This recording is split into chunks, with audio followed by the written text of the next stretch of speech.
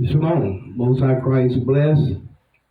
Happy Sabbath, everybody, brothers and sisters, blacks, Hispanics, and Native Americans, and everybody watching. Today's class, before we get started, we always like to read our TTIC disclaimer. TTIC, also known as The Truth in Christ, is a Bible-based organization. We are part of the 12 tribes of Israel and one of many camps. We teach the Bible as it is written. We're not a hate group, nor do we teach violence. We do not condone any acts of hate, violence against any race, ethnicity, gender, and religious group. We firmly believe in abiding by the laws of the city and state. If you witness any member of TTIC committing a crime, please contact us or the proper authorities. Thank you. All right. Thank you, Officer George. Today's Sabbath class, Shalom, Most High Christ bless our brother Mark. That's the first thing. Then today's Sabbath class is called Wisdom Flow. Wisdom Flow. You know, I couldn't think of nothing for this class. I couldn't think of nothing for this class at first. And I couldn't think of a title for this class. And then this morning, this class been already wrote earlier in the week. And then I got up this morning and I said, Wisdom Flow. So I named the title of the class, Wisdom Flow. All right. So all praise to the Most High, y'all brothers and sisters doing. We ready to get started here. The first thing I want to talk about is this. You know, we've been on, I know this like when we on YouTube, y'all brothers and sisters looking at us on YouTube, or like don't get lost in those numbers.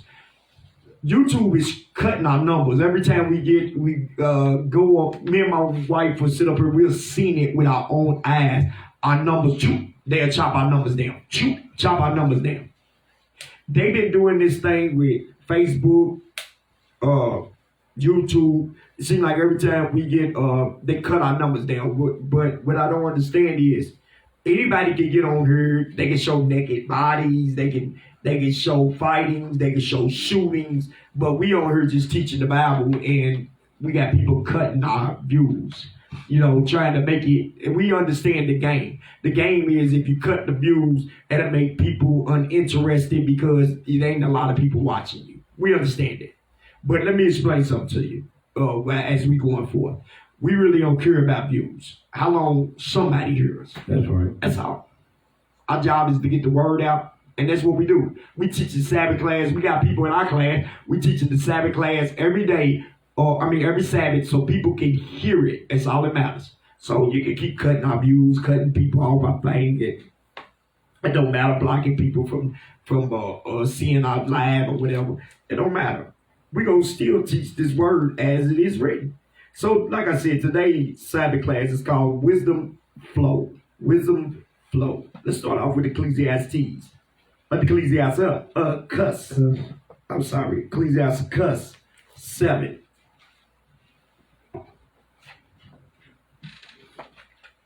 And which verse? 1. The book of Ecclesiasticus, or Sirach in the Apocrypha, chapter 7 and verse 1. It says, do no evil, so shall no harm come unto thee. So do no evil, so no harm shall come unto thee. Come on. Depart from the unjust. What the Bible says? Depart from the unjust. And iniquity shall turn away from thee. See, so if you do no evil, no harm shall come unto thee. Depart from the unjust, and iniquity shall turn away from thee. We were just talking about that just a little bit. So that's a part of what God is telling us right here, guys. A big part of our problems out here in the world is because a lot of us is still connected to people that is in the world. And everybody knows that we gotta work around people. We're gonna work around people all until Christ come back. But the point about it is when you indulge into these people, meaning you start to go out with these people, you drinking with these people, you partying with these people, and then you call yourself. That's why it says read them both again. Watch it. Ecclesiasticus 7 and 1. Do no evil, so shall no harm come unto thee. So when you're hanging with these people, when you're doing evil, it's because you're hanging with a certain point of people. Watch this. Watch the next verse. Depart from the unjust. That's how you know you're doing evil. When you're around unjust people, because they lawless. They lawless. I was out there teaching today on the streets, and what we were showing people was this. When you're out there teaching on the streets, brothers, and you're trying to show our people our people don't know that they unjust. They think because they go to work, come back home, cook dinner for their spouse or whatever, they think that, see, I'm not in no sin, I don't do nothing wrong, but they not looking at the things of them eating pork, them breaking God's Sabbath days, or his holy days, not celebrating none of those things. Okay, not keeping the moral laws, because a lot of people is in what they in girlfriend and boyfriend what relationships. Mm-hmm. They not keeping none of God's civil laws. They not keeping none of his dietary laws. You know what I mean? So they not keeping none of his ceremonial laws. Yes. They're not keeping none of these things. So our people don't know when God's feast days is, or Passover is, or feast of dedication, which is Hanukkah. They don't know where these days are. They don't know that we count 7 weeks after the Passover, and then you have the Feast of Weeks. They don't understand that, right. Which is the Pentecost. But what we do understand is people took names out of the Bible and they say, I'm a Pentecostal. What is it? What is a Pentecostal? A Pentecostal is our feast day. Yeah. What is a Pentecostal? A Pentecost is our feast day. What is a Pentecostal? Because it's not a person, it's a feast day. Mm-hmm. It's not a body, it's a feast day. Yeah. That makes sense. Go ahead, Officer. Go ahead. Come on in. I mean, I know where you're going with it because our people call, that's where the denominations came from. Yes, sir. From Jehovah's Witness. Jehovah's Witness. But Seventh-day Adventists. Seventh-day Adventists. Yeah. Baptists. Methodists. Yeah.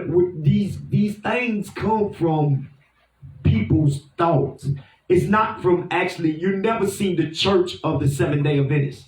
You never seen the church of Jehovah. You never seen the Baptist, John the Baptist church. You never seen that. Yeah. Give me Psalms 139 and 19.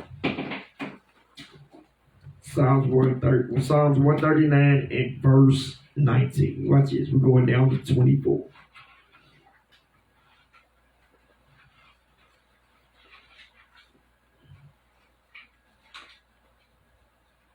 Psalms 139 and 19.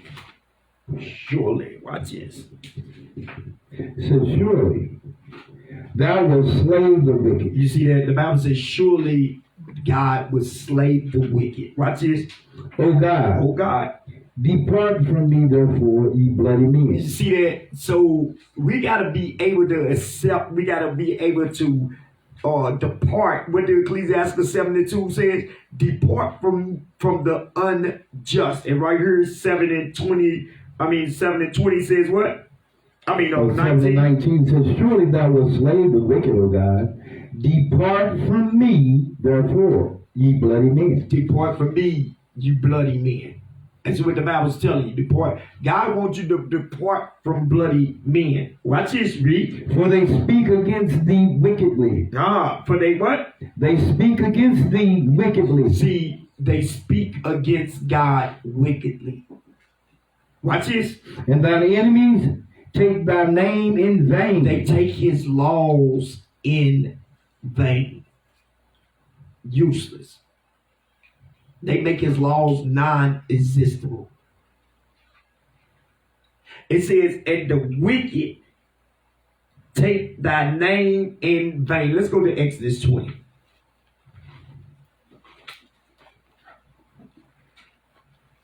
In verse 7.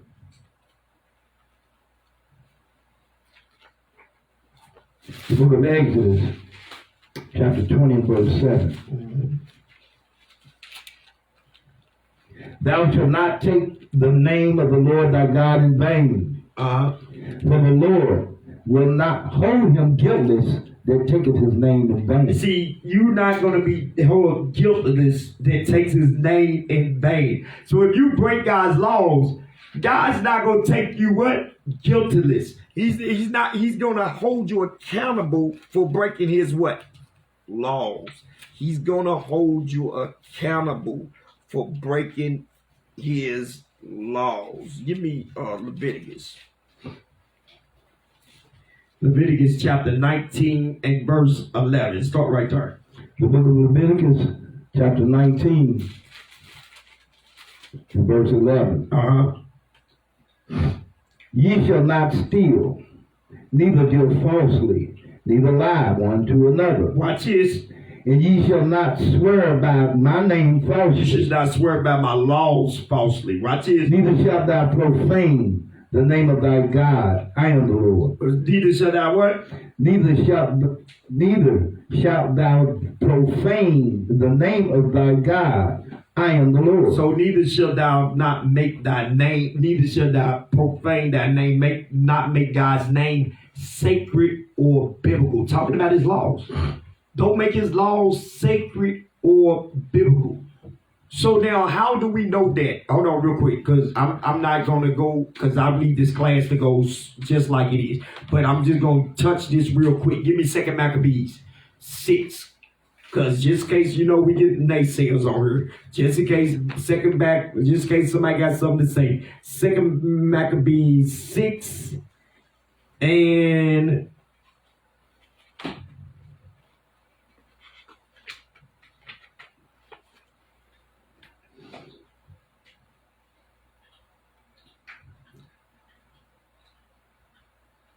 verse 5. The book of 2 Maccabees in the Apocrypha, chapter 6, verse 5. The altar also was filled with profane things. Watch this. Which the law forbidden. See, which the law forbidden. So what was profane? The law. Everybody understand that? So the law was profane. So now let's go back. Where was we at? Leviticus 19. And no, we can drop that. Let's go back to Psalms 139 and 20 again. The book of Psalms, chapter 139 and 20.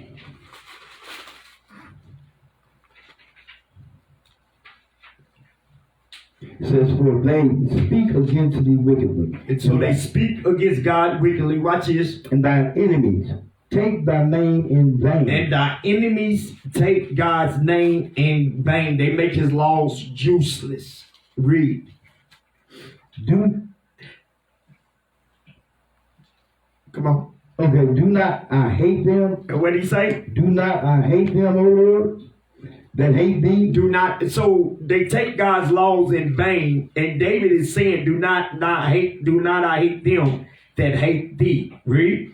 And am not I grieved with those that rise up against thee? I hate them with perfect hatred. You see what King David said? He said, I hate them with perfect hatred. Read. I count them mine enemies. I count them my enemies. Why do we count them as his enemy? Where did he get this from? Go to Proverbs. Watch this.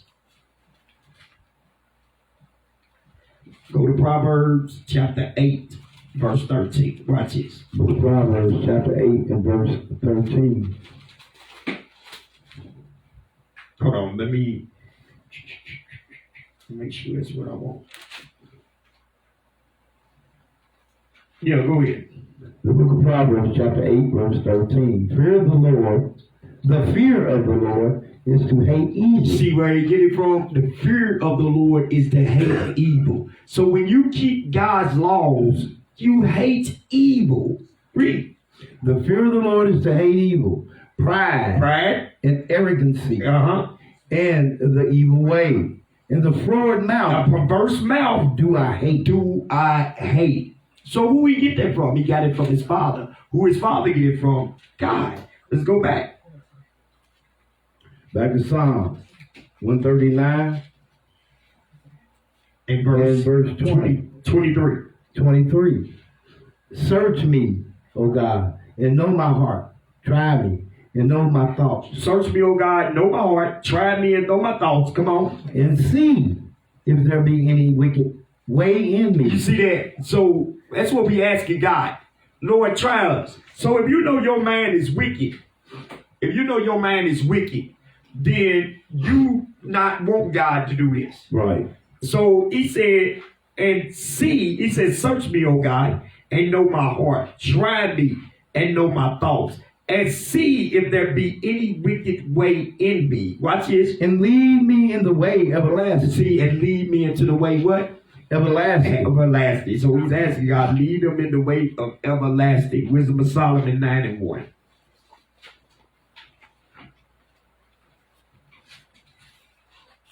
Book of Wisdom of Solomon in the Apocrypha, chapter 9, verse 1. O God of my fathers, and Lord of mercy, who has made all things with thy word. Yeah, so God made all things with his word. Read. And ordained man through thy wisdom. And he ordained man through his wisdom. You see that? He ordained man through his wisdom. Come on. That he should have dominion over the creatures which thou hast made. And ordered the world according to equity and righteousness, and executed judgment with an upright heart. With an upright heart. Come on.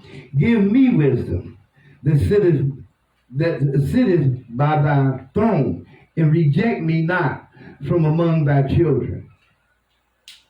For I, thy servant and son of thine handmaid, am a feeble person, and of a short time. So hold on real quick. What verse you at? 5. All right. So he says, give me wisdom that sitteth by thy throne. Give me wisdom that sitteth by thy throne. Give me Psalms 110 and 1. Give me wisdom that sitteth by thy throne. Let's see who that wisdom is that sitteth by his throne. Psalms 110 and verse 1. Yes, sir. And the Lord said unto my Lord, sit thou at my right hand until I make thine enemies thy footstool. Is that it? That's verse 1. Okay. So he said, read it again. It said, Psalms 110 and verse 1. The Lord said unto my Lord, sit thou at my right hand until I make thine enemies thy footstool. You see that? Until I make thy enemies. So the Lord said unto my Lord. If you notice, both of those capitals, both of those are capital L's. The Lord said unto my Lord, meaning God said unto his son, sit here as I make thy enemies thy footstool. So who was sitting at the right hand of God? Christ. Let's go back. Wisdom of Solomon, chapter 9, in verse 5. Okay, before we read, no, it was verse 4. Before we read 4 again, I want to read because, go back up to verse 2 and read that for me one more time. Wisdom of Solomon, chapter 9, and verse 2. Stay with me, brothers and sisters. Watch this. And ordained man through thy wisdom, that he should have dominion over the creatures which thou hast made. So he ordained man through thy wisdom. Watch this. Let's see here go the definition of ordained. Oh Lord, what did I do? Hold on. All right, there you go. Definition of ordained. Watch this. Go ahead. So who did he ordain from the beginning? Can you see it? Pull it up. Go ahead. Definition of ordained. Past tense. Ordained. Past.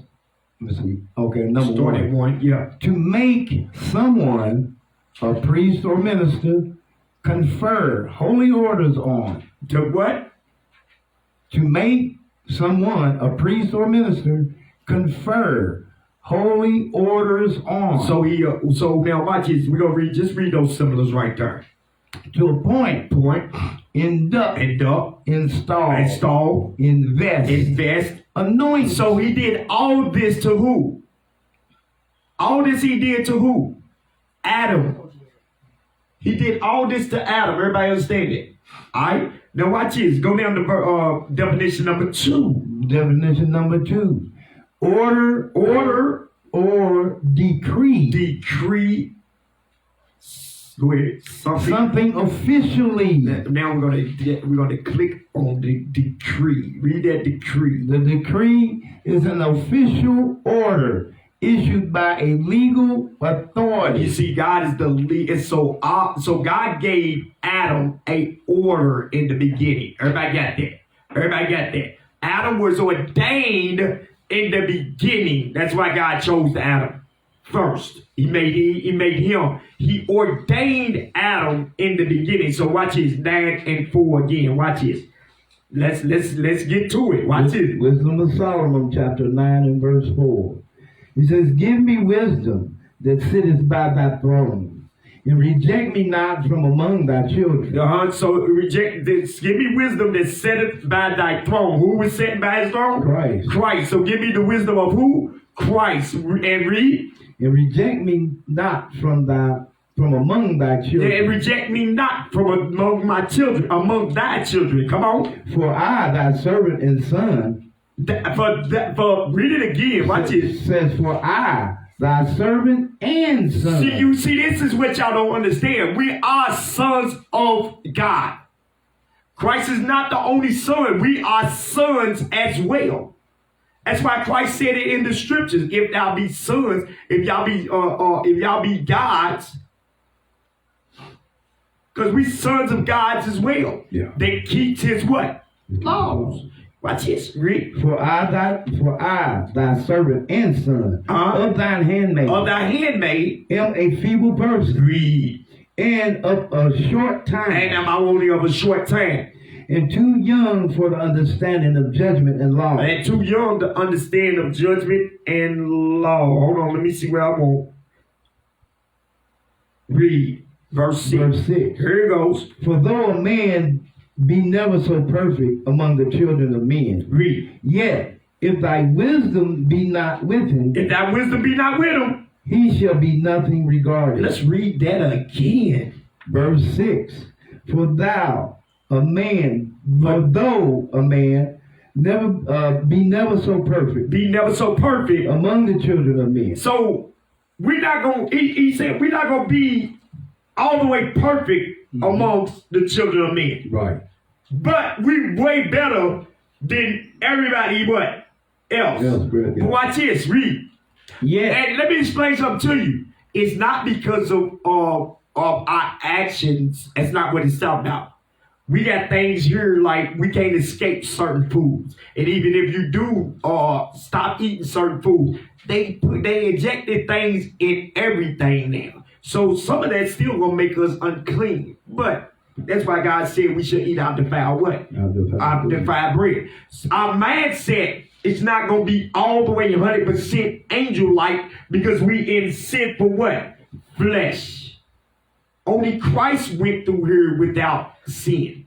Okay? But how do we maintain our purposeness by keeping the what? Laws. I said this before in the class.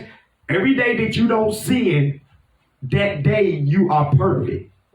So if you don't sin for 365 days, you've been perfect for 365 days. Then when you mess up, start over again.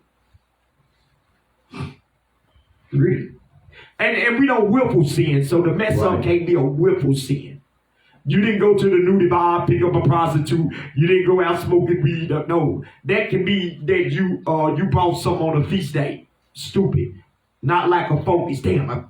Or you bought something, you thought the sun was still up, and you bought something, but the sun was down. You broke the not buying and selling. By the matter of seconds. Buying and selling is the matter of seconds. From seeing a light blue in the sky to dark. That's the matter of seconds. Say you went in the store. It was still light blue. You came out the store, it's dark. You like, damn. I might have brought it when it turned dark, because you can't really what? Can't tell. So it's a matter of seconds. So you could see it like that. Even though it's still a sin, it ain't no, oh, well, it's okay, son. No, it's a sin that you got to be for what? Forgiven of. All right? Come on, let's read that again. Verse 6. It says, for though a man be never so perfect among the children of men, yet if thy wisdom be not with him, if God's wisdom be not with him, he shall be nothing regarded. He shall not be nothing regarded. So look, watch this. Give me Proverbs 3:1.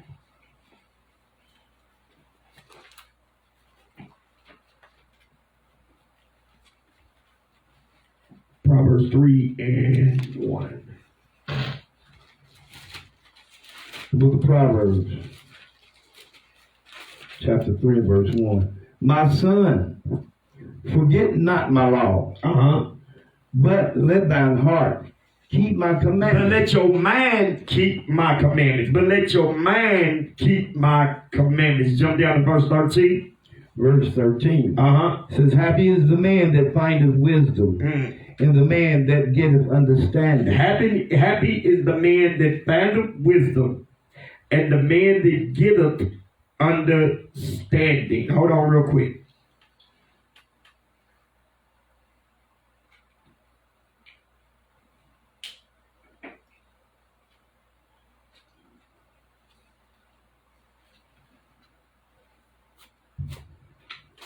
Okay, come on. Go ahead.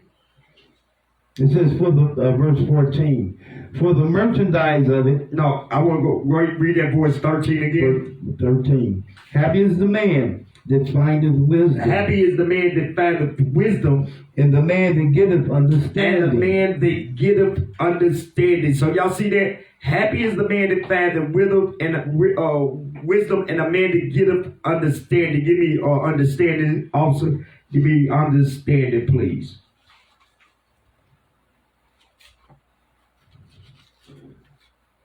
Book of Psalm, Psalm 111, verse 10. The fear of the Lord is the beginning of wisdom. The fear of the Lord is the beginning of wisdom. A good understanding have all they that do his commandments. The fear of the Lord is the beginning of wisdom. A good understanding have all they that do his commandments. Everybody understand that? So let's go back, and I want to read 13 one more time.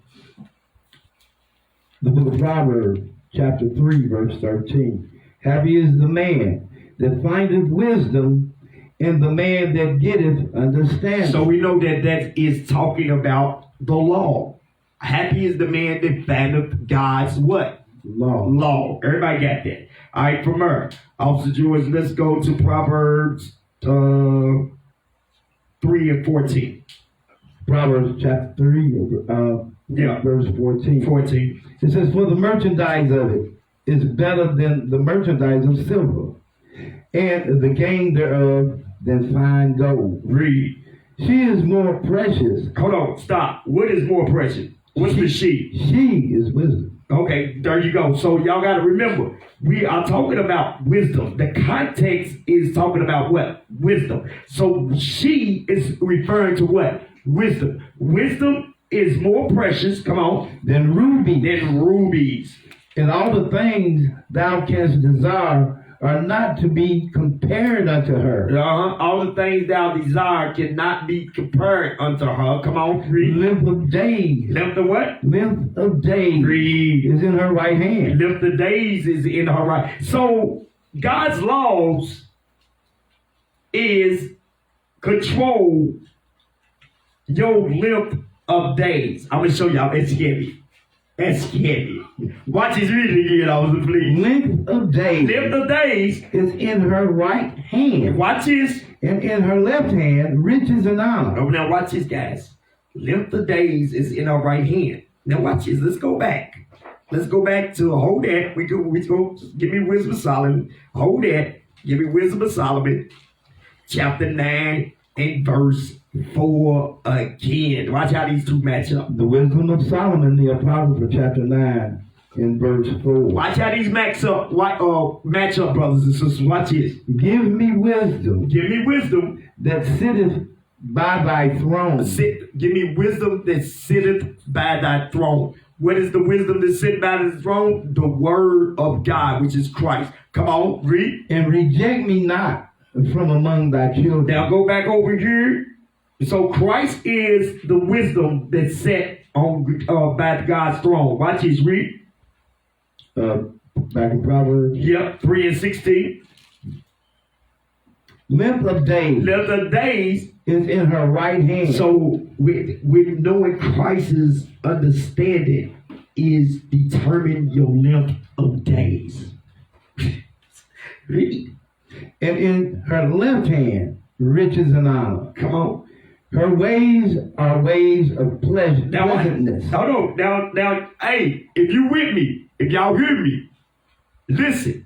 It's this heavy right here. Watch this. Her what are her ways? Her ways are ways of pleasantness, and all her paths are peace. This is how we know it's Christ. Read.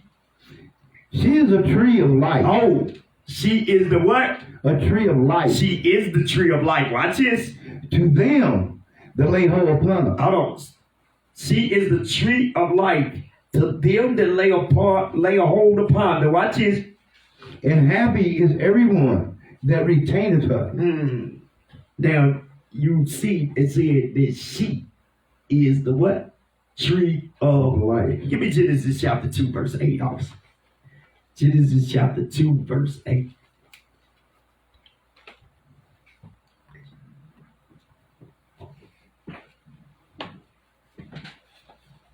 The book of Genesis, chapter 2 and verse 8. And the Lord God planted a garden eastward in Eden. And there he put the woman. And there he put the man. There he put the man. Okay. Whom he had formed. Who he had formed, read.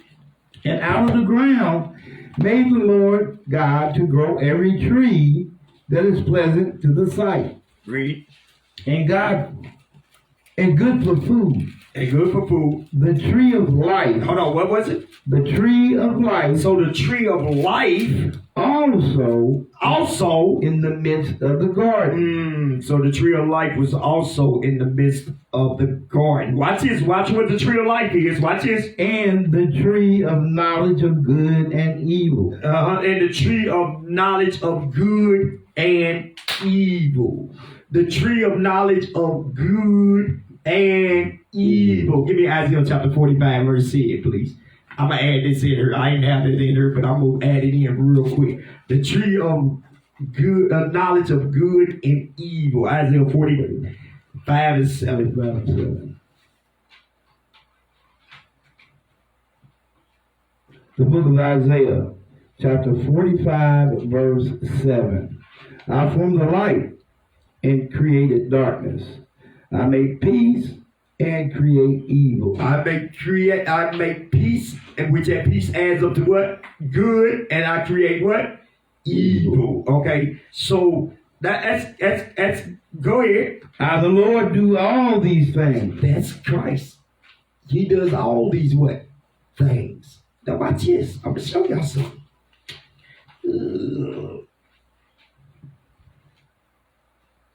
Where was I at? Go back to Genesis 2 and 9 now. I mean, you read 8 and 9, right? Oh, yes, you did. You did. All right, from there, give me Isaiah chapter 7, verse 15. Isaiah chapter 7, verse 15. So, the tree of good and evil, the tree of life was in the midst of the what? Garden, which was the tree of good and evil. Which, watch this. Watch this. Let's let the scripture speak. The book of Isaiah, chapter 7 and 15. Yes, sir. It says, butter and honey shall he eat, that he may know to refuse the evil, and choose the good. And choose the good. Butter and honey shall he eat, and he shall know, he shall... It says, butter and honey shall he eat. I'm sorry. No. That's my bad. Hold on real quick, officer. Go to start with verse 14. The book of Isaiah, chapter 7, verse 14. Watch this. Therefore, the Lord himself shall give you a sign. The Lord himself shall give you a sign. Behold, a virgin shall conceive and bear a son, and shall call his name Emmanuel. His name's gonna be called Emmanuel. And when y'all go to the New Testament, that Emmanuel is called Jesus or Christ or the Messiah. Read. Watch this. Butter and honey shall he eat. Butter and honey shall he eat, that he may know to refuse the evil and choose the good. So butter and honey shall he eat, so he know how to refuse the what? Evil and choose the good. And choose the good. Let's see what that butter and honey is. Give me give me Revelation chapter 10 and verse 9. Revelation chapter 10 and verse 9. The book of Revelation, chapter 10 and verse 9. And I went unto the angel and said unto him, give me the little book. And he said unto me, take it and eat it up, and it shall make thy belly bitter, but it shall be in thy mouth sweet as honey. It shall be in thy mouth what? Sweet as honey. Read. And I took the little book out of the angel's hand and ate it up. Read. And it was in my mouth sweet as honey. Read. And as soon as I had eaten it, my belly was bitter. My belly was what? My belly was bitter. My belly was bitter. So you remember where was we just at? Isaiah 7, it said it shall have butter and honey. And that's what he said he shall eat, right? The butter and honey was what? That he may know to refuse the evil and choose the good. What was the butter and honey that he was eating? The Bible. The Bible. All right, now watch this. That's why we just went to Revelation 10, 9 and 10. Now watch this. From there, give me Revelation 22 and 2. The book of Revelation, 22, chapter 22 and verse 2. This is still dealing with the tree of life. Watch this. Come on. In the midst of the street of it, and on either side of the river, was there the tree of life. Where's the tree of life?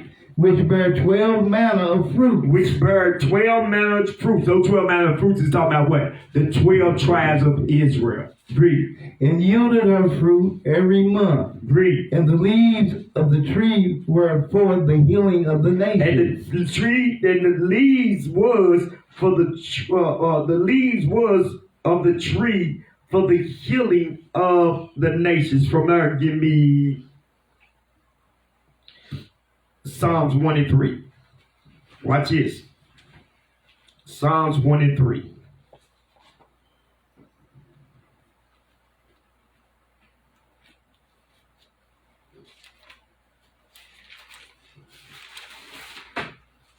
Book of Psalms, chapter 1, verse 3. Yes. And he shall be like chapter 1, verse 1 through 3. Book of Psalms, chapter 1, verse 1. Blessed is the man that walketh not in the counsel of the ungodly, nor standeth in the way of sinners, nor sitteth in the seat of the scornful. You remember we started out just like this, but watch this, come on. But his delight is in the law. But his delight is in the what? In the law of the Lord. Watch this. And in his law doth he meditate day and night. So in God's laws do this man meditate day and night. Now watch this, come on. And he shall be like a tree. He should be like a tree planted by the rivers of water. Breathe. That bringeth forth his fruit in his season. Come on. His leaves. His what? His leaves. Breathe. Also shall not be withered. Breathe. And whatsoever he doeth shall prosper. So the leaves, he said he should be like he said he should be like a what? Tree. So what was healing him? What was his delight? The law. The laws of the God. So now let's go back. Let's go back. The Wisdom of Solomon chapter 9 and verse 6 one more time. Wisdom of Solomon chapter 9 and verse 6 says, for though a man be never so perfect among the children of men, read. Yet if thy wisdom be not with him, if God's wisdom be, if God's laws be not with him, he It shall be nothing regarded. He shall be nothing regarded. So you got to have that tree of life with you. Mm-hmm. You got to have that tree of life with you for you to be regarded something. That tree of life is, what is this made out of? I'm gonna show y'all something. The tree of life. I'll give y'all a clue. What is this made out of? What is paper made out of? Out of wood. Out of a tree. Where would it come from? The tree. So you gotta have the tree of life, which this read give me Baruch chapter 4 verse 1. Give me Baruch chapter 4 verse 1. The book of Baruch, chapter 4, verse 1. Watch this. This is the book of the commandments of This God, is the book of the commandments of God. and the law that endureth forever. Watch this. All they that keep it shall come to life, All they that keep it shall come to life. but such as leave it shall die. Such shall leave the laws shall die. So that's why this is the tree of life. Because the laws is pertaining inside here. This is what keeps you alive, brothers and sisters, forever. All right? Everybody got that? Anybody lost? All right, if you got any questions, wait till the end of class. Write your questions down now. If you got any questions, wait till the end of class, and we'll go through it. We'll go back over it. All right, you get that, Officer George? Yep. All right, let's go back for Wisdom of Solomon, chapter 9, verse 7.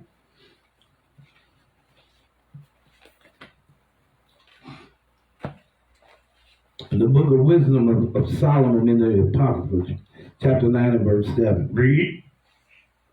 It says, Thou hast chosen me to be a king of thy people, Read. and a judge of thy sons and daughters. Read. Thou hast commanded me to build a temple upon thy holy mount, This is going to talk about King Solomon. Come on. and an altar in the city wherein thou dwellest, a resemblance of the holy tabernacle, which thou hast prepared from the beginning. Read. The wisdom, The what? the wisdom was with me, The was with thee, wisdom was with thee. which knoweth thy works, and was present when thou madest the world, And was present when thou madest the world. Who made the world? Christ. Read. and knew what was acceptable in thy sight, They knew what was acceptable in thy sight. and right in thy commandments. And right in thy commandments. Everybody understand that? And right in thy commandments. Hold on real quick. Oh, my bad. Read verse 7 again. Wisdom of Solomon, chapter 9, verse 7. Thou hast chosen me to be a king of thy people, and a judge of thy sons and daughters. Now watch this. Now, give me Revelation chapter 5, verse 10. Revelation chapter 5, verse 10. Let's see what that says.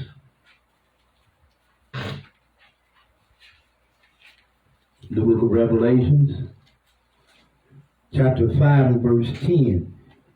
And has made us unto our God kings and priests, And made us kings and priests. and we shall reign on the earth. And we shall reign on the earth. Everybody understand that?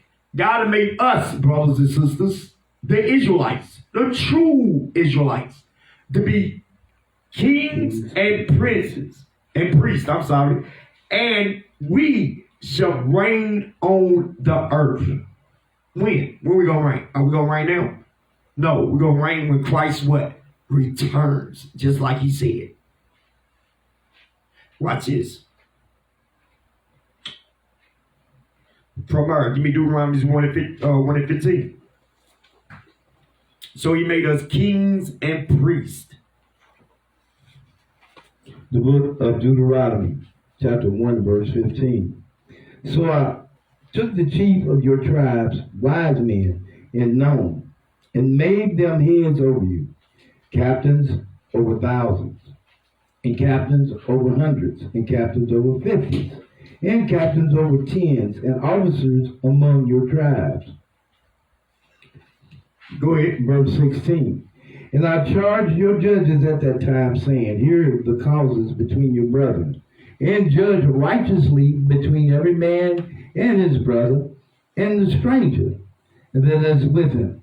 Ye shall not respect persons in judgment. Now, let me show y'all something. I know thou has chosen me. Now, this is King Solomon referring to it himself right there. But this is also going into Christ. But it also can go into us, because we are chosen to be kings according to what? It's what we're reading right now. Read. Come on. Verse 17. We're supposed to be kings and priests according to the ways of the Bible of choosing correcting our people and keeping ourselves spot from what? Sin. Watch this. Read. Ye shall not respect persons in judgment, but ye shall hear the small as well as the great. Ye shall not be afraid of the face of the man, for the judgment is God's. And the cause that is too hard for you, bring it unto me, and I will hear it.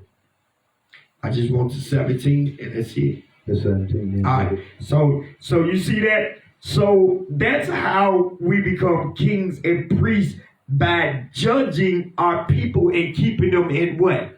Order. Order. Give me Mark chapter 6, verse 7. Watch this. Mark chapter 6, verse 7.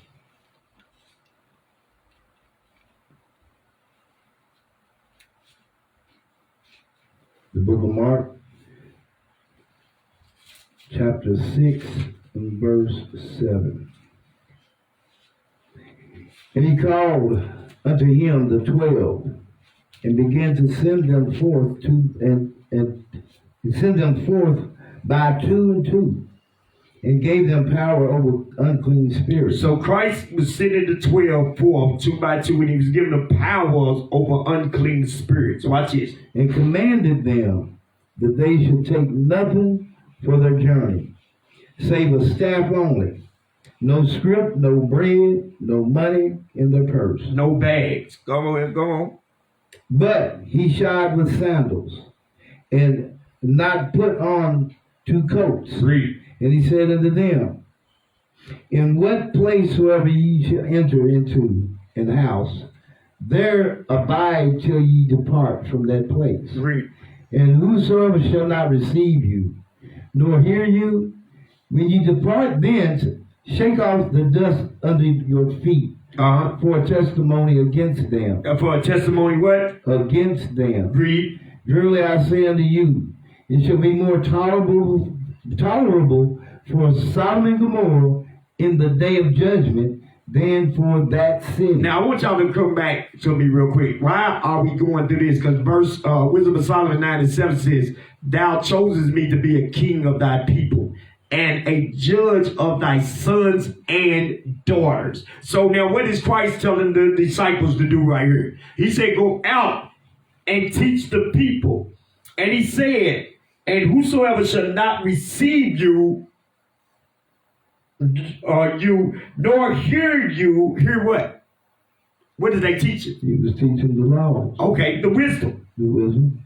He said, when you depart thence, shake off the dust under your feet, for it a testimony against them. For a testimony against them. I thought Christ loved everybody. I thought you could be a sinner and do whatever you want to do.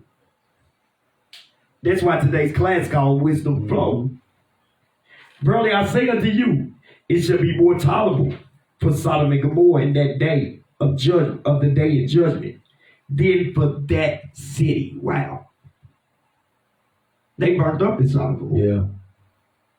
But these people gonna burn forever. See, they died and had rest for a little while. But these people gonna die and not gonna have no rest. No rest. Read. Come on. 12. Verse 12. They went out and preached that men should repent. Stop. They went out. That's why we don't listen to people when they come up with their own opinions. Because it's straightly, easily, straightly, you can see what he just said. What he said, they did what? And they went out and preached that men should repent. So they was teaching the laws, brothers and sisters. They was teaching wisdom. They was teaching Christ. Read. And they cast out many devils. And they cast out many devils. Meaning they got many people to repent of their sins. They got many people to repent of their sins. That's what the wisdom is for. The wisdom is not for you to look like a doctor or a lawyer. You know, people in the wisdom of this world is foolish with God, because the wisdom of this world, people feel like they're important behind the stupidity that you learned here in America or in these other countries. The wisdom that we learn, you can't be puffed up by. You can't. You must be able to maintain your coolness.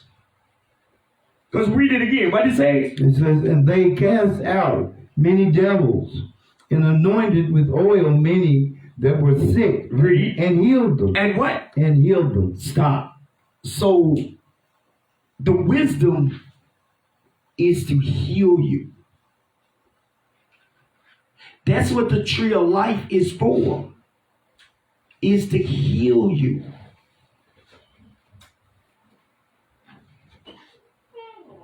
Everybody understand it? Mm-hmm. The tree of life is to heal you, brothers and sisters. Let me see.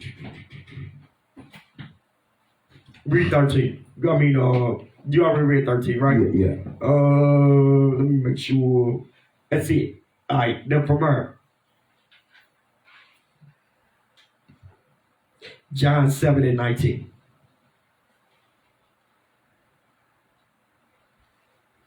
And before you, when you get John 7 and 19, let me know and hold that for me, because I want to go back to something. Yeah. All right, hold on real quick. Let me see where I want.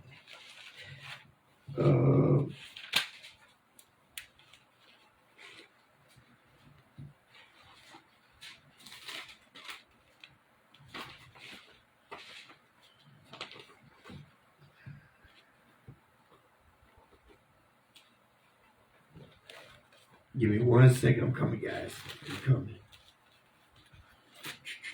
I'm looking for.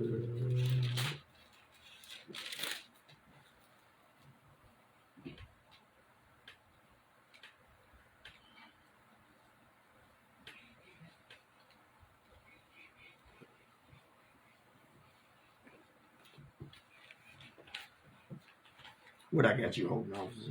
John 7. John 7, 19. Yes, that's what I give me Revelation 22 and 2 again. Revelations 22 and 2. Yep. Now watch this, guys. We're going to put Revelation 22 with what we just read in Mark 6, 12, and 13. Read Mark 6, 12, and 13 one more time, and then I want you to read Revelation 22 and 2. This is what I wanted you. This is what I wanted put together right here. Watch this. Mark chapter 6 and verse 12 and 13. And 13. And they went out and preached that men should repent. That men should repent.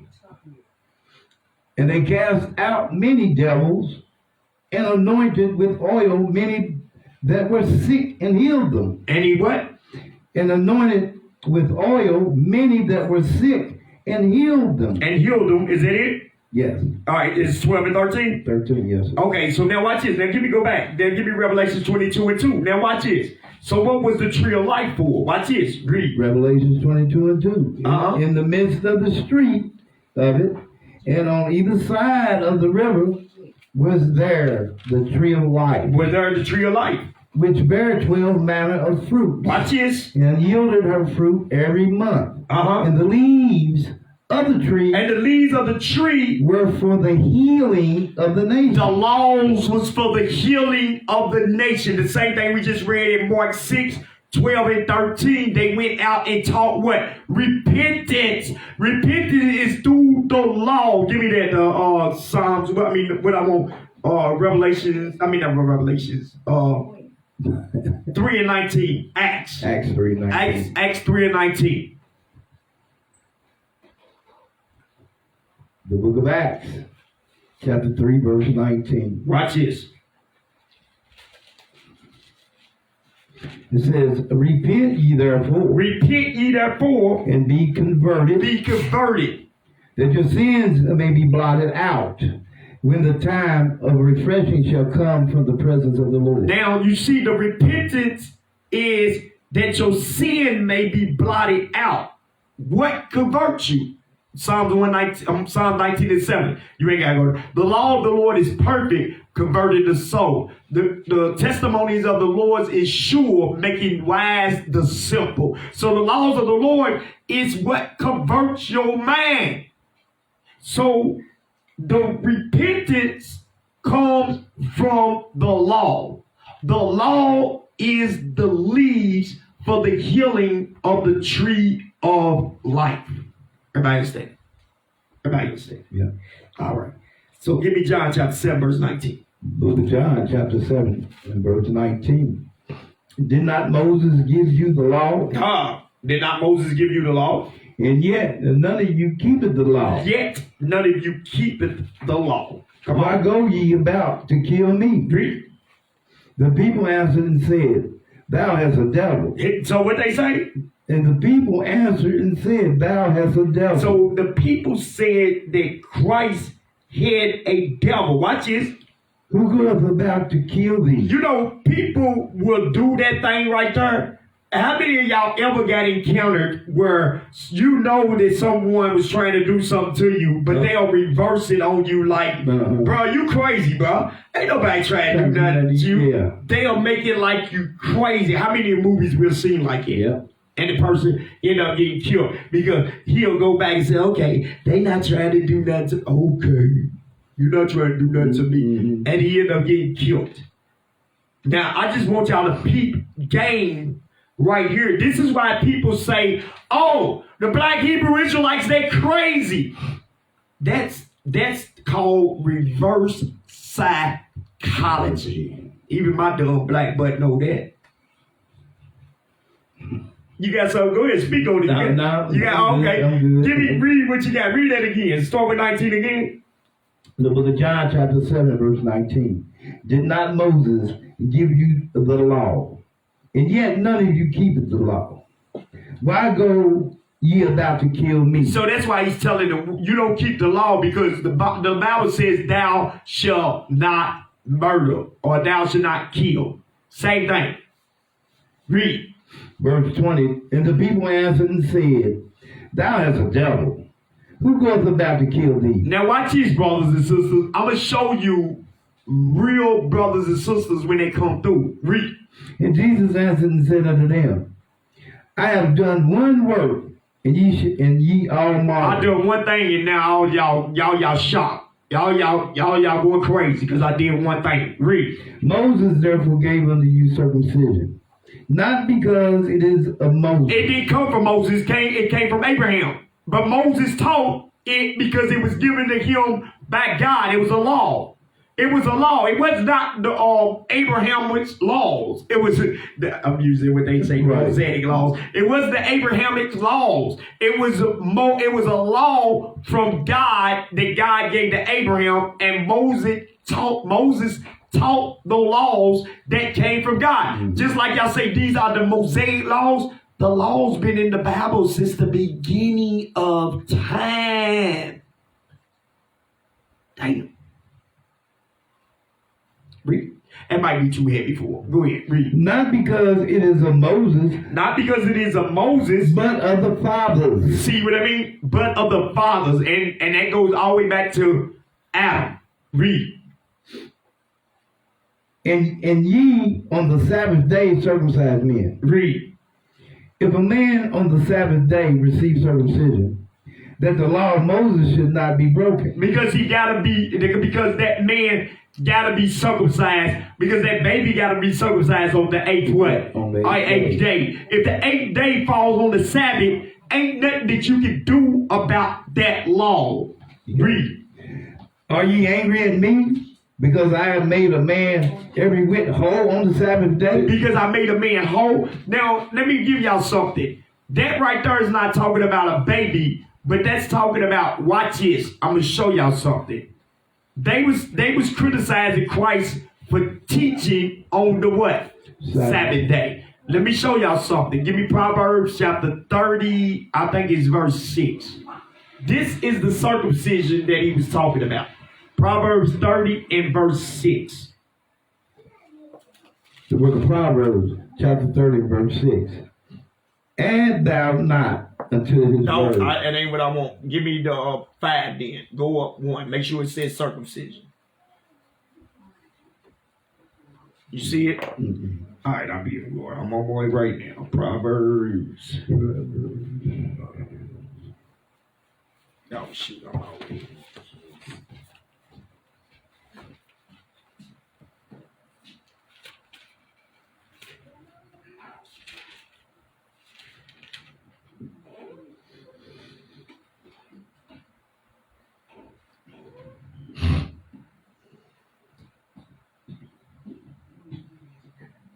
Maybe I'm off. Give me 10 and 16. Give me 10 and 16. Proverbs 30, 10 and 16. Proverbs 10. Deuteronomy 30 and 6. That's what I wanted. Deuteronomy 30 and 6.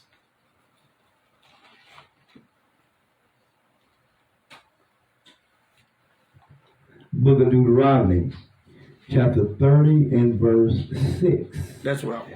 And the Lord thy God will circumcise thine heart, and the heart of thy seed. And so the Lord will circumcise our heart, meaning our what? Mind. He's gonna take away all the garbage that is in our mind and make us lean unto Him. All right, that's what He was circumcised. So read, go ahead. In the heart of thy seed. And the heart of thy seed. To love the Lord thy God with all thine heart and with all thy soul. Meaning you're gonna love God's laws. So you circumcise your mind. Let's go back to where we was. Back in John. Yep, John 7. And verse 22. John 7 and verse 22. Moses therefore gave unto you circumcision, not because it is of Moses, but of the fathers. And ye on the Sabbath day circumcise a man. Read. If a man on the Sabbath day receive circumcision, that the law of Moses should not be broken. Read. Are ye angry at me, because I have made a man every whit whole on the Sabbath day? Read. Judge not according to the appearance. Judge not according to the appearance. But judge a righteous judgment. Judge righteous judgment. Because you gotta realize if somebody is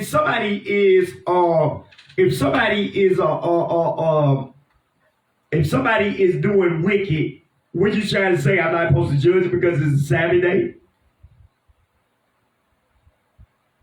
If a baby's circumcision come on the 8th day, I'm using it physically now. Yeah. Are you not supposed to circumcise them on that 8th day if you can? Right. If that 8th day just happened to fall on the Sabbath, are you not supposed to circumcise them? Because there was still a law. Right. So you got to do it. You got to do it. Give me where it says. Let me see. I don't want to put you in it.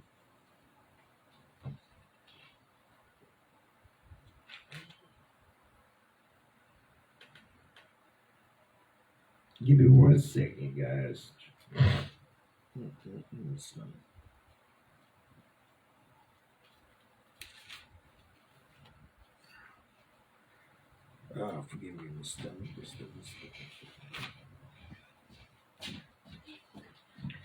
Give me Matthew chapter 12 and verse.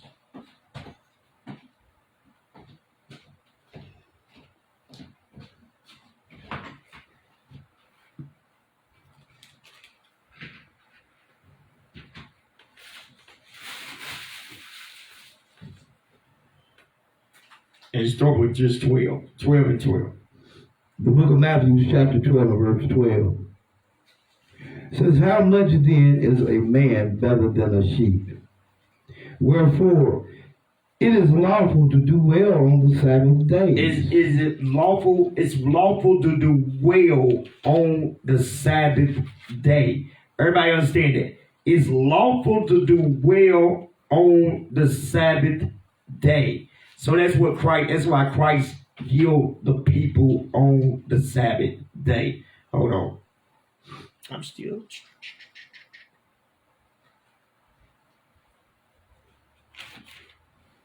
Somebody help me out. I'm looking. I thought it was. It says the Sabbath was not made for man, but man made for the Sabbath. Where's that at?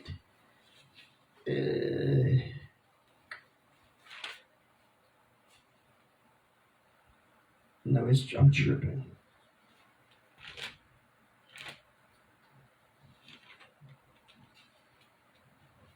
I thought that was right there.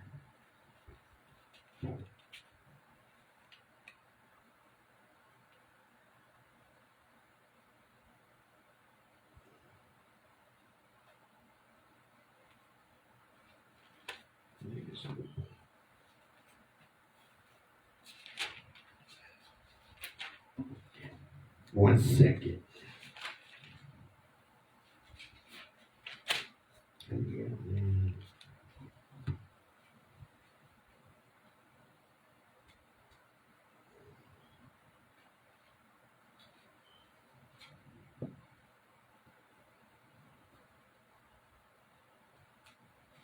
Yeah. Give me Mark 2, officer. Mark 2 at 27. Lord have mercy, I ain't been here in a while. I got lost. I'm tripping. 2 and 27? Yes, sir. The book of Mark, chapter 2, verse 27. And he said unto them, the Sabbath was made for man, and not man for the Sabbath. And not man made for the Sabbath. Not man made. So the Sabbath was made for man, and man was not made for Sabbath. That's why Christ said it was okay to heal on the Sabbath day. I'm sorry, guys. My man. 1 Peter 4. Give me 1 Peter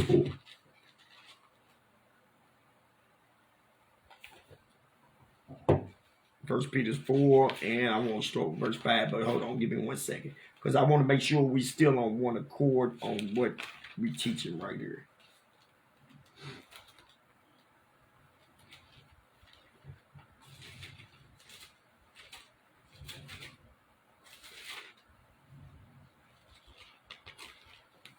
All right, go ahead. 1 Peter chapter 4, verse 5. Yes, sir. It says, who shall give account to him that is ready to judge the quick and the dead? So who should give account to him that is ready to judge the quick and the dead? Come on. It says, for this cause was the gospel preached also to them that are dead. And so for this cause. Now watch this. So you see, Christ said that we teach, that you judge righteous judgment. Okay? That you judge righteous judgment. Start with verse 5 again. It says, who shall give account to him that is ready to judge the quick and the dead? The quick is the ones who is woken up, the ones who is revived from the dead. And the dead is the ones that is out of God's laws. The quick is the ones who is revived, who is woken up from the laws. And the dead is the ones that don't got God's laws in what? All. Watch this, read. It says, for this cause. For this cause. Was the gospel preached? So the whole cause for the gospel to be preached was to judge the quick and the dead. Those people who wakes up from their sin, you got to keep them in order. Mm-hmm. And the people who's in sin, that is dead all the way to hear God's laws. They go by the way of the what? Gentiles. Everybody understand it?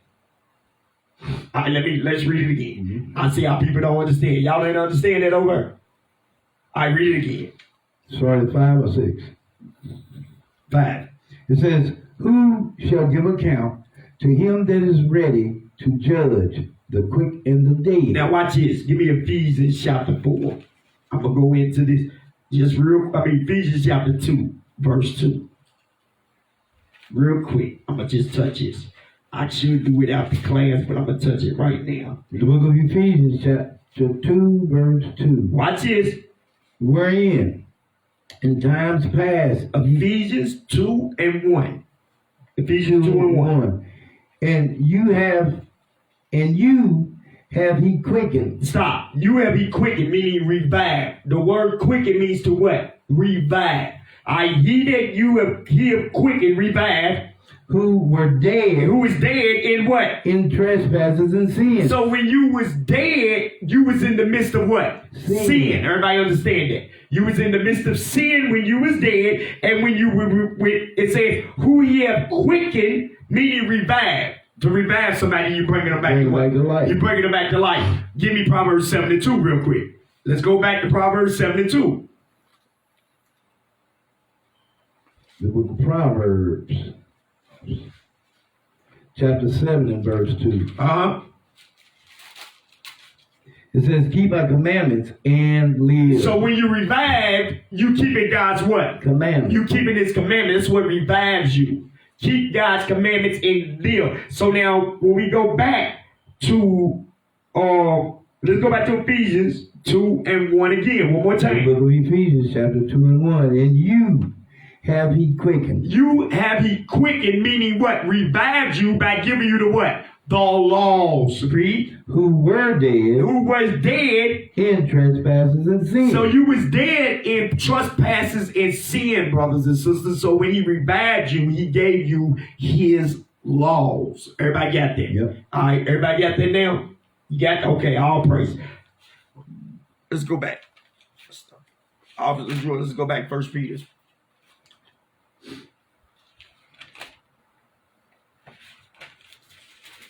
First Peter 4 and 4.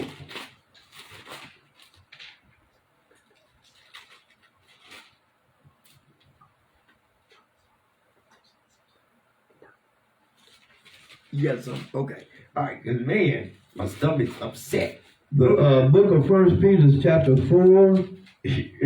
Go ahead. In verse 5. It says, who shall give account to him that is ready to judge, the quick and the dead? Hold on. I'm sorry. I didn't want you going too fast for me. Read it one more time. Slow. It says, who shall give account? Who should give account to him? To him that is ready to judge the quick and the dead. The quick is the ones who's been what? Revived, and the ones that is dead is in the ones that's in the midst of what? Sin. Read.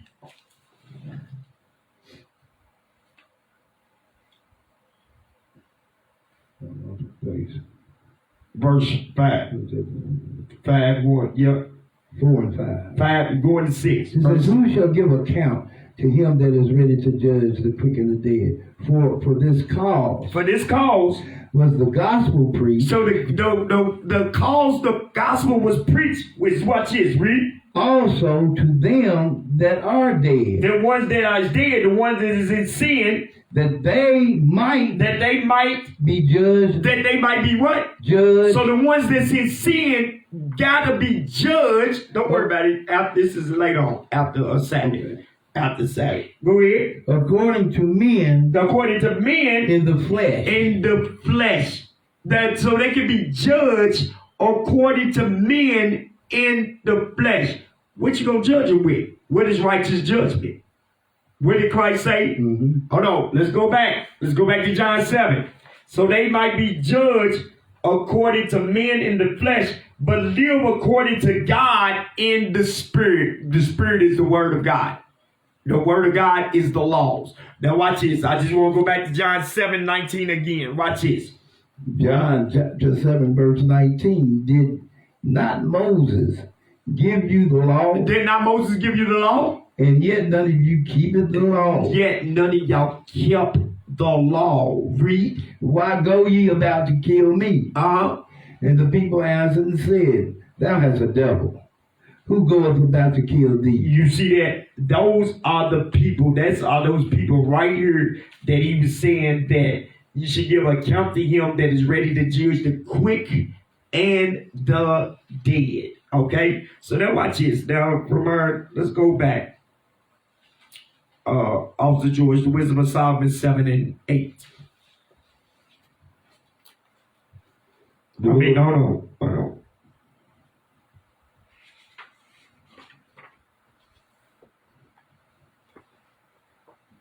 Wisdom of Solomon 9. It got to be 9, 8 and 9, because I ain't with the 7. Yeah. Chapter 9? Yeah. Wisdom of Solomon 9 and 8. The book of Wisdom of Solomon in the Apocrypha, chapter 9, verse 7. Verse 8. 8. Yeah. Thou hast commanded me to build a temple upon thy holy mount. Read. And an altar in the city wherein thou dwellest. Which is Jerusalem. Come on. A resemblance of the holy tabernacle. Read. Which thou hast prepared from the beginning. Which thou hast prepared from the beginning. Watch this. And wisdom was with thee. And wisdom was with thee. Which knoweth thy works. And was present when thou madest the world. Read. And knew what was acceptable in thy sight. And right in thy commandments. And right in thy commandments. Give me Hebrews chapter 11, verse 1. Wisdom was with thee when thou made the world. Hebrews 11 and 1.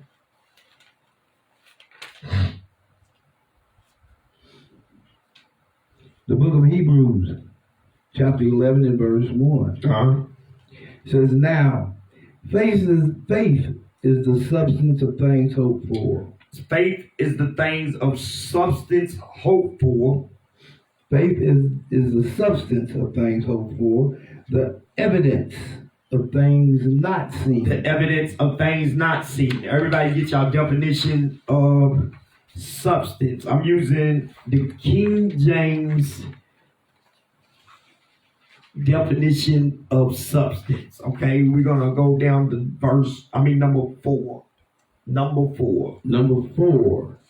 It says something real. Something real. Excuse me. Not imaginary. Not imaginary. Something solid. Something solid. Not empty. Not empty. Let's read that one more time. Substance. Something real. Something real. Not imaginary. Something solid.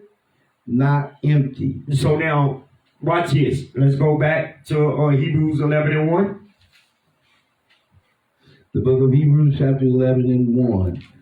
Faith is the substance of things hoped for. So faith is the substance of things. So faith has got to be real. It cannot be imaginary. Right. It gotta be something. It gotta be solid and not empty. Right. You know what's empty is? People that says they love Christ, but they don't show nothing how they love Christ. Right. They ain't got no faith. But they'll swear up and down that they got what? They got faith. Right here it says substance. It says now faith is the substance. Substance also means possession. Substance also means possession. Possessions of what? The laws. So watch this. Substance. Something real, not imaginary. Something solid, not empty. When you look at Christianity adds up to all that. Emptiness. It adds up something real. Christianity is not real. It's not in the Bible. Not you imaginary, because it's you imagining that it's real, but it's not. Yeah. Something solid. What is solid in Christianity? What do y'all got is solid? Or not empty. That's what's empty. It got nothing. It's got nothing to do with nothing. Right. All right. So now watch this. So faith is the substance of things hoped for, evidence of things not seen. Come on. It says, for by it the elders obtained a good report. For by faith the elders obtained a good report. Come on. Through faith we understand that the worlds were framed by the word of God. So through faith, the world was framed by the word of God. So through the belief, so you got to believe in something that is real, something that is solid. Not something that is not real, something that is not solid. Read. So that things which are seen were not made of things which do appear. You see that? The things which are seen was not made by things which do appear. Man didn't make the ocean. Man didn't make the animals. Man didn't make the plants. Man didn't make the trees. Man didn't make the mountains. Man didn't make man.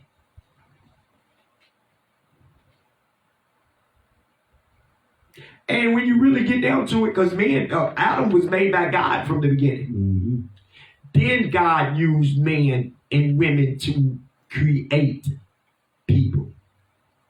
But the first man and the first women was made by who? God. You got to have faith to believe that. A lot of people don't have that faith. But watch this. Let's move on. Hebrews chapter 1. We read 3. Hebrews 1 and 2. Off the back of that. Hebrews 1 and 2. The book of Hebrews. Chapter 1 and verse 2. Have in these last days. Take your time. Read it again. Start over again. Hath in these last days. Hath in these last days. Spoken unto us by his Son. By his Son, which is what? Wisdom. He spoke to us by Wisdom of Solomon 94. Give me wisdom that sitteth by thy throne. So he spoke unto us in the last days through his wisdom. Read. Have in these last days spoken to us by his Son, whom he hath appointed heir of all things. Who he appointed heir of all things. By whom also he made the world. So Christ made the worlds. That's going into something very, very heavy. But we're going to use it in a layman's term right here. That he made the worlds. Okay? So let's keep on going. Give me Galatians chapter 4, verse 1.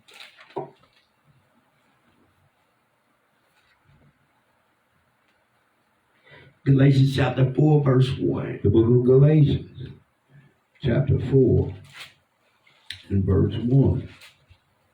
It says, now I say that the heir, as long as he is a child, differeth nothing from a servant, though he be Lord of all. Though he be what? Lord of all. But is under tutors. But is under tutors. And governors. And governors. Until the time appointed. So he's under governors. He's under tutors, which is guardians. And under governors, watch this, until the time appointed of the Father. Come on. Even so we. Even so what? Even so we. Even so are we. And when we were children, we're in bondage under the elements of the world. Now, watch this. This is something heavy. Watch this. Come on. But when the fullness of the time was come, God sent forth his Son. God sent forth his Son. Made of a woman. So Christ is made of a what? Made of a woman. Christ is made of a what? Made of a woman. So when you made of a woman, you got to have sperm. Read. Made under the law. Made under, hold on. So he was made of a woman and was made under the law. Ain't no way she could be betrothed to Joseph and another angel come and sleep with her. Right. Ain't no way that's breaking the law. That's right. God is a man of law. Ain't no sin in God. So he can't send his angel down and have whoopee with another man. And imagine an angel.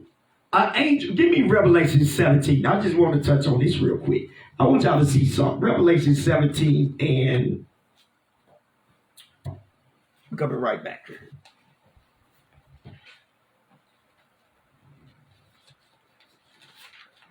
I know some of y'all women thinking, boy, if I sleep with an angel, my baby have good hair. Damn. Hold on, real quick. Oh, man, Lord have mercy. You need to stop it, boy. Stop it. Give me 19. I'm sorry, y'all. What? Revelation. I know I'm silly. Revelation 19 and Revelation 19 and 17. The book of Revelation, chapter 19, verse 17. Watch this. And I saw an angel standing in the sun. I see the angel standing in the sun. And he cried with a loud voice. That's all I want. How the hell you gonna sleep with an angel? How is Mary gonna sleep with an angel? If he can stand, look how big he is standing in the sun. I know, I'm not trying to be nasty. I know y'all nasty women say, I like the big, I like the big, I like it big. But you're talking about a damn angel. You won't even exist. No more. He said, no more. Damn, he's all no more. All praise he's the spirit. Now let's go back. I just wanted to, so ain't no damn no way that an angel gonna come out and sleep with Mary. Everybody understand that? Ain't no way. Let's go back. Read what we got. Galatians 4 and 4. Was it 4 and 4? Yep, right there, 4 and 4. It says, but when the fullness of the time was come, God sent forth his son, made of a woman, made under the law, Read. to redeem them. Stop. To redeem them. To redeem them. Boy, you don't ever work when I need you to work. Give me 1 second to start with the verse up before. Obviously, you know how we do it. Start up with the verse. It says, but this is the book of Galatians, chapter 4, and verse 4. But when the fullness of the time was come, God sent forth his son, made of a woman, Made of the woman. made under the law. Made under the what? Under the law. Made under the law. To redeem them. To redeem. Let's listen to the definition of redeem. Give me the definition of redeem, officer. The definition of redeem. Hold on, let me make sure.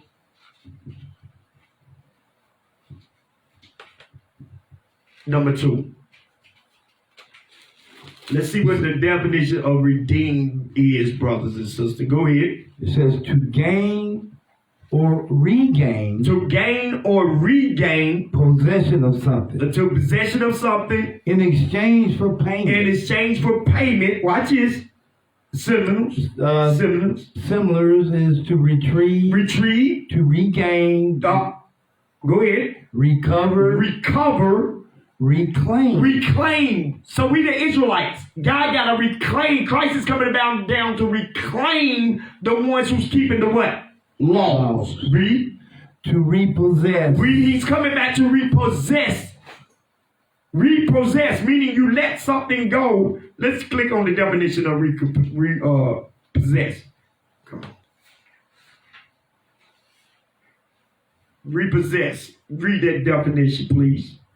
It says to retake. Retake. Possession of something. When a buyer defaults on payment. Yeah, see, when a buyer default on payment, so you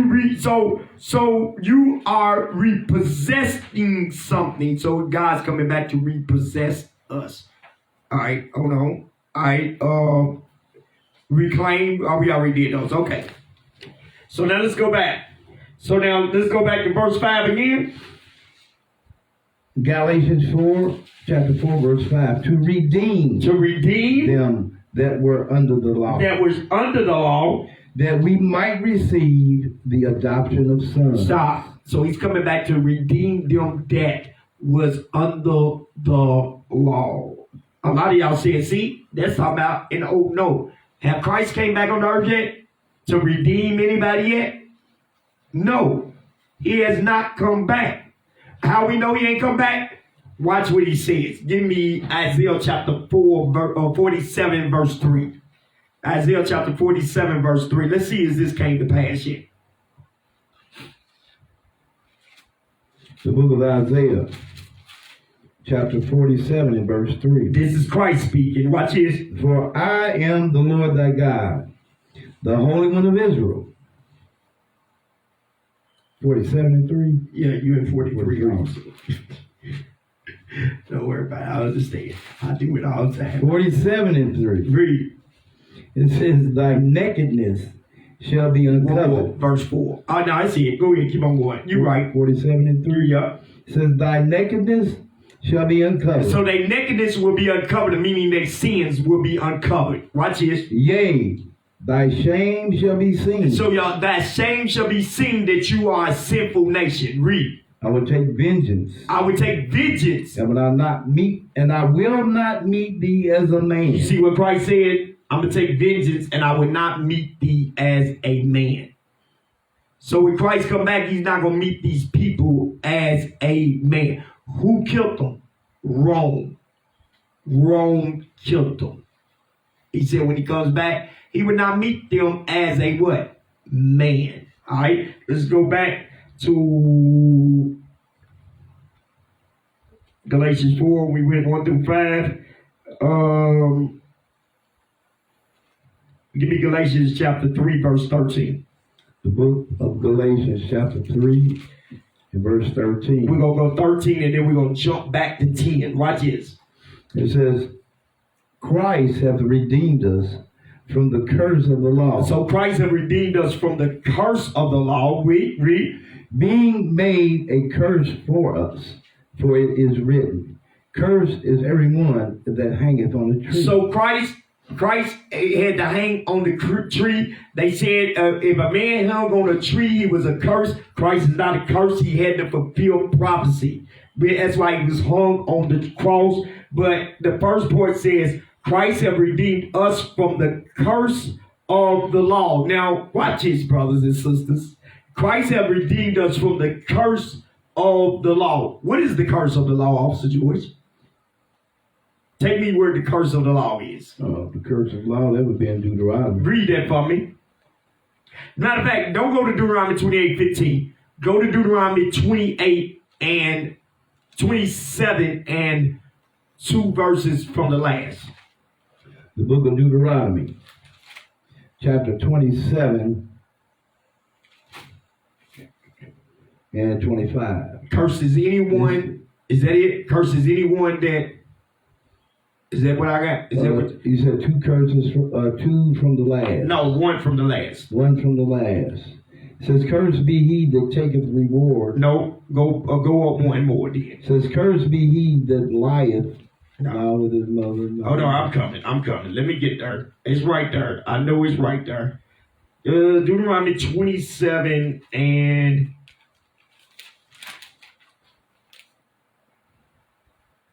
the last verse. Verse 26. Cursed be he that confirmeth not all the words of this law to do them. Cursed is he that confirmeth not all this law to do them. Watch this. And all the people shall say amen. So what happened to all Israel? All Israel went out of God's what? Out of his law. Out of his laws. So when it says 13, it says, Christ have redeemed us from the curse of the law. When Christ died on the cross, he gave us a chance to repent from where we came out of the law. Go jump to verse 10. Watch this. Verse 10. Galatians 3 and 10. Go back to Galatians 3 and 10. Watch this. As for as many. Now listen. Christ have redeemed us from the curse of the law. Now watch this, verse 10. For as many as are of the works of the law, as many as of the works of the law are under the curse. Read. For it is written, cursed is everyone that continueth not in all things which are written in the book of the law, to do them. So Christ redeemed us from that. That's why he had to die on the cross. Because our people came out of the law. So he died on the cross to give us a chance to repent. To give us a chance to repent from the things that we did. By coming out of God's laws. Now watch this. Where do I want to go in? Romans 11:1.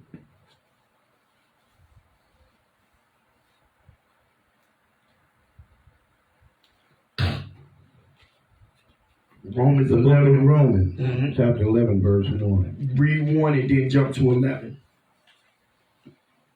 It says, I say then, hath God cast away his people? God forbid. For I also am an Israelite of the seed of Abraham, of the tribe of Benjamin. Of the tribe of Benjamin. Now, listen, guys. When we just reading Galatians 4:1-5, it says Christ is going to redeem. Christ come to redeem them that is under the law, right? Then we went to Galatians 3 and 13 to show you that Christ is going to redeem them that was from under the curse of the law, right? Then we jumped to 10 and showed you that curse is any man that can't went outside of God's what? Laws. All right. So now watch this. Romans 11:1 again. Watch this. For I say then, hath God cast away his people? God forbid. God forbid. For I also am an Israelite of the seed of Abraham, of the tribe of Benjamin. Watch this. Jump down to 17. Verse 17. And if some of the branches be broken off. No, I mean 11. I'm sorry. 11. I jumped too far. Verse 11. I say then, have they stumbled that they should fall? So God is asking a question. Has the Israelites stumbled that they may fall? Watch this. God forbid. God says no. They have not fallen. They have not stumbled that they're going to fall all the way off. Read. But rather through their fall. Salvation has come. Hold on. So through their fall, through their sins, through their where is it at? Of falling away. Last there be a falling away. Second Thessalonians. I'll pray. 2 and 3. Yes, sir. You're in the spirit. Give me that. 2 Thessalonians 2 and 3. Watch this. 2 Thessalonians 2 and 3. The book of 2 Thessalonians chapter 2 and verse 3 says, let no man deceive you by any means. Let no man deceive you by any means. For that day shall not come except there come a falling away first. That day shall not come, meaning Christ can't come back until there be a falling away first. The falling away was us going through Jeremiah 17:4, thou even thyself shall discontinue from thy heritage. And that we discontinued from God's laws and we went into what? Captivity. Unless there was a falling away first, come on. And that man of sin be revealed, the son of perdition. So you had to have us go into captivity and the laws to be taken away from us for Galatians 4:1-5 to even come true. Everybody understand that? Mm-hmm. Christ had to redeem them that was under the law.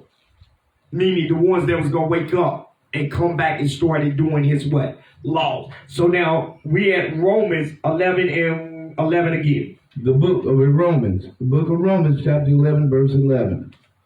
It says, I say then, have they stumbled that they should fall? Read. God forbid. God forbid. But rather through their fall. Them going in captivity and forgetting God's laws. Salvation is come unto the Gentiles. Read. For to provoke them to jealousy. Come on, watch it. Now if the fall of them be the riches of the world. Come on. And the diminishing of them the riches of the Gentiles. So if the fall of them if the trespass of them be the riches of the world, and the diminishing of them, the failure of them be the riches of the Gentiles, read. How much more their fullness? For I speak to you, Gentiles, inasmuch as I am the apostle of the Gentiles. Read. I magnify my office. Come on. If by any means I may provoke to emulation them which are my flesh. Emulation is jealousy. I provoke them to jealousy, them that are of my flesh. Hold on real quick. I don't want to go no farther real quick. So this is verse 14, right? Mm-hmm. The emulations. Give me hold that real quick.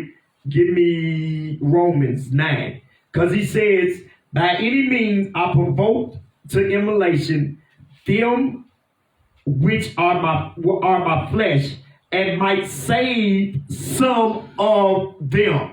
Let's see what he's talking about. Them of my flesh. Let's see what he's talking about. I don't know. Romans 9. Let's go. The book of Romans chapter 9 verse 3. Read. For I could wish that myself were accursed from Christ. For my brother, my kinsman, according to the flesh. There go that flesh word right there. Yeah. According to the what? Flesh. Read. Who are Israelites. Oh my goodness. So the Israelites is who Paul was speaking on. He wasn't speaking on everybody. So he was speaking on the Israelites according to the flesh. Read. It says, who are Israelites, to whom pertaineth the adoption. We are playing the adoption. And the glory. And the praises. And the covenant. You read the Old and New Testament. You also, watch this, read. And the giving of the law. And the giving of the what? Law. The giving of the law came from Adam to Moses all the way up to when Christ came, all the way up to right now. The giving of the laws came through the Israelites. Read. And the service of God. And the service of God, doing God's work. And the promises. And the promises, watch this. Whose are the fathers, and of whom is concerning the flesh. The what? And of whom is concerning the flesh. Of the what? Of the flesh. Read. Christ came. So those was only Israelites concerning the flesh that Christ came. And Paul didn't say nothing different, because he says, verse 3 says, I wish myself was accursed from Christ, for my brethren, for my kinsmen, according to the flesh. Who are Israelites? Let's go back. Let's go back to verse 14 again, Officer George. Come on. That was we were still in Galatians. The Romans. Back to Romans. Romans 11 and 14 again.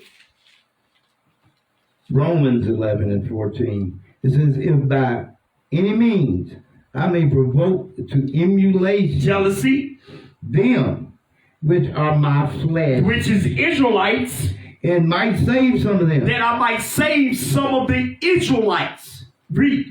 For if the casting away of them be the reconciliation of the world. And the casting away be the reconciliation of the world. Watch this. What shall the receiving of them be? But life from the dead. Hold on. So they had to be what? Revived. They had to be revived. What revives you? Psalms 19 and 7. The law of the Lord is perfect, converting the soul. So they had to be revived. Come on, officer, bring it on home. Read. It says, for the casting, let me see. Verse 16. Stay with me. It says, for the first fruit be holy. The lump is also holy. Stop.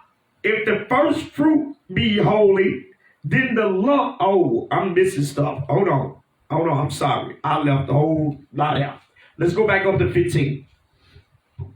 Read 15 again. Y'all know how to do. Romans 11, verse 15. Watch this. For if the casting away of them be the reconciliation of the world, what shall the receiving of them be?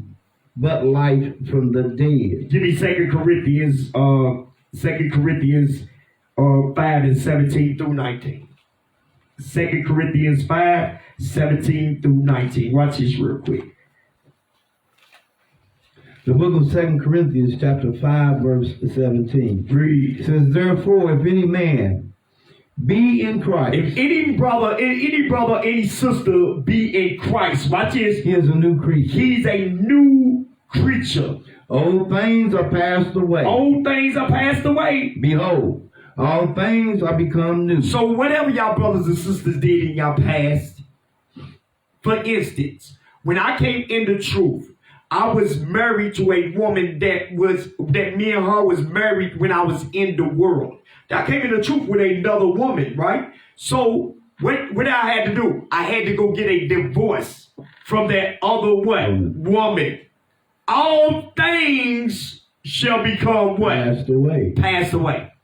So God gives you time. That's what, hold on. When we come to the truth, don't God give you time to get things together? Get yourself together, yeah. You gotta learn. You gotta learn. You die daily, so you have to get things together. I'm just going over this because a brother told me that I was in the midst of sin when I first came. He's still talking about this. I came in 10 years ago. This brother's still bringing this up right now today. I didn't know he was Christ. Where's the scripture that says that we judge the law? But we're gonna move forward because I ain't gonna say no bad words about the brother. But I'm giving y'all an example. When I first came in, I was married to a woman that I was not with. She went on, she's gone, she's stripping, sleeping with dudes for money. She's doing all these things. Yeah, she was one of those, you know, she went both ways, men and women. So when I came in, I was still married to her, but me and her ain't had no contact around each other in 6 years. I don't know what she was doing, and I was doing me. Guess what I was doing? I was sleeping with women. I was running around doing me. So then, as time went on, I met a woman. We boyfriend, girlfriend, same thing in the world. Mm-hmm. When you're in the world, bro, you don't know that you don't know. You can say, well, you committing adultery. How many of y'all, when y'all was in the world, if you was ever married and you was sleeping with somebody else, how many of y'all even took adultery serious in the world? Somebody please raise your hand if you took it serious. Nobody. No one took that serious. Was you not still married when you had girlfriends and stuff? You're still married, right? Yeah. Okay, so that no one looked at it as, oh, you know why? Because we didn't have God's laws, brothers and sisters. Once you find out God's laws, now you're shaking. Oh, damn. Oh, yeah. And I messed up. Hey, I gotta go get. Let me go get this. Let me go get this taken care of. That's what the laws is for, to revive you, to give you fear. The fear of the Lord. Give me that on Psalms 120 where I'm talking about this. I ain't gonna get off page.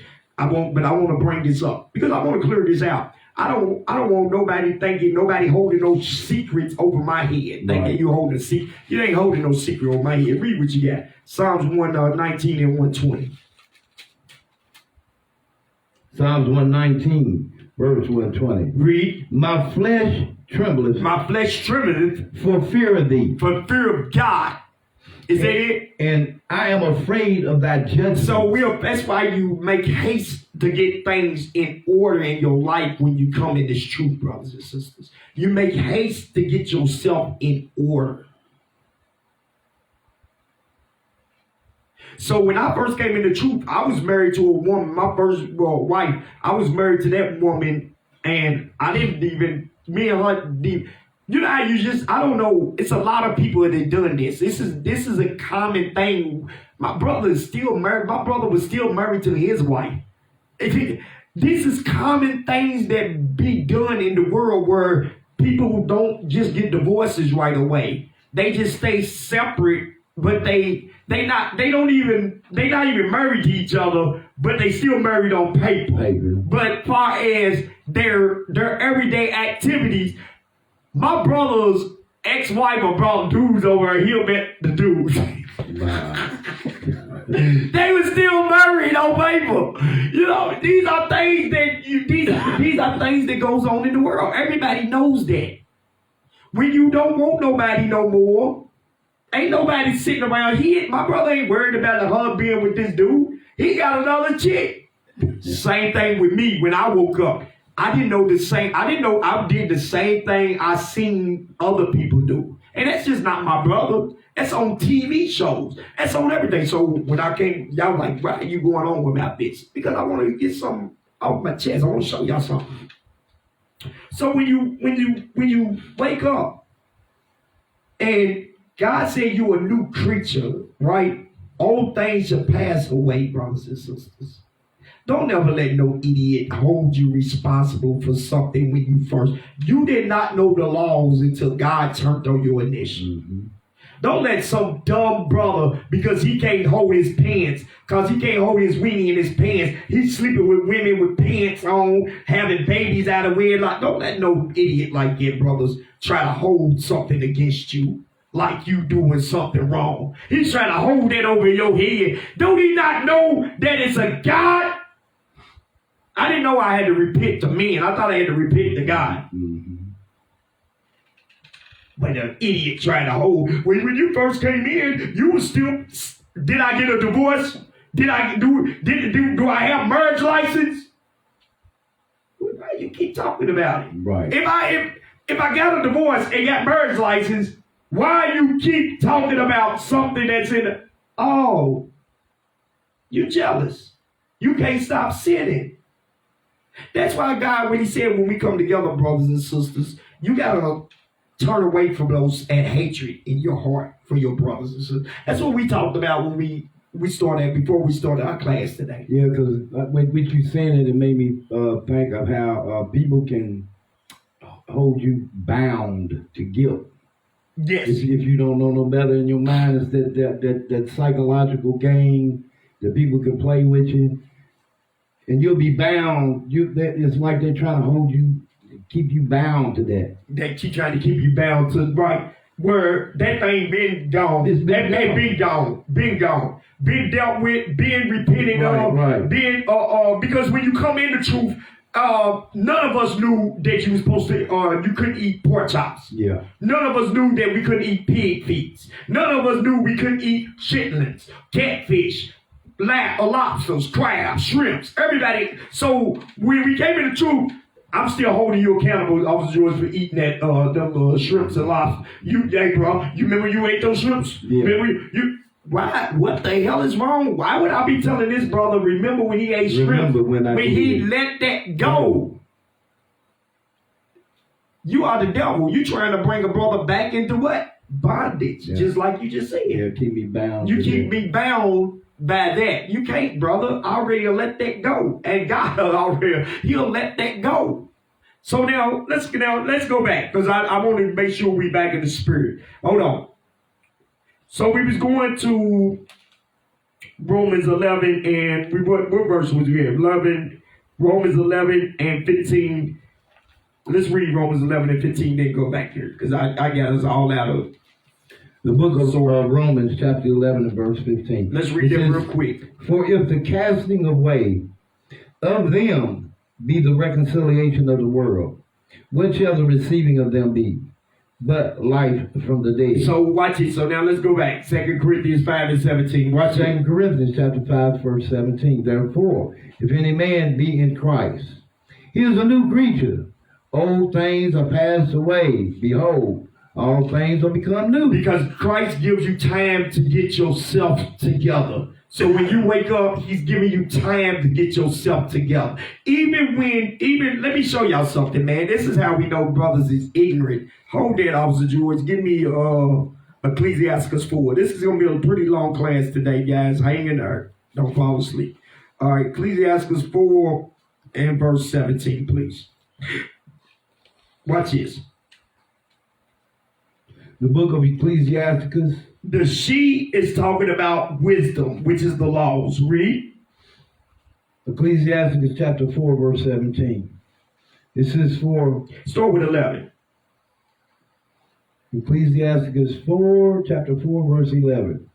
Wisdom exalteth her children. Read. And layeth hold of them that seek her. Jump down. 17. Verse 17. For at the first she will walk with them by crooked ways. So the wisdom is going to walk by you by crooked ways. That's the she. For the wisdom is going to, God's laws is going to walk by you by your crooked ways. Because you coming out of years of sin. Mm-hmm. You coming out of years of sin. It don't matter if some of y'all brothers watch porn, some of y'all brothers smoke weed, smoke dope, smoke cigarettes, homosexuality, bestiality, whatever type of things y'all did, God's laws, when you start to wake up, it's going to walk with you while you still got those mental thoughts in your head.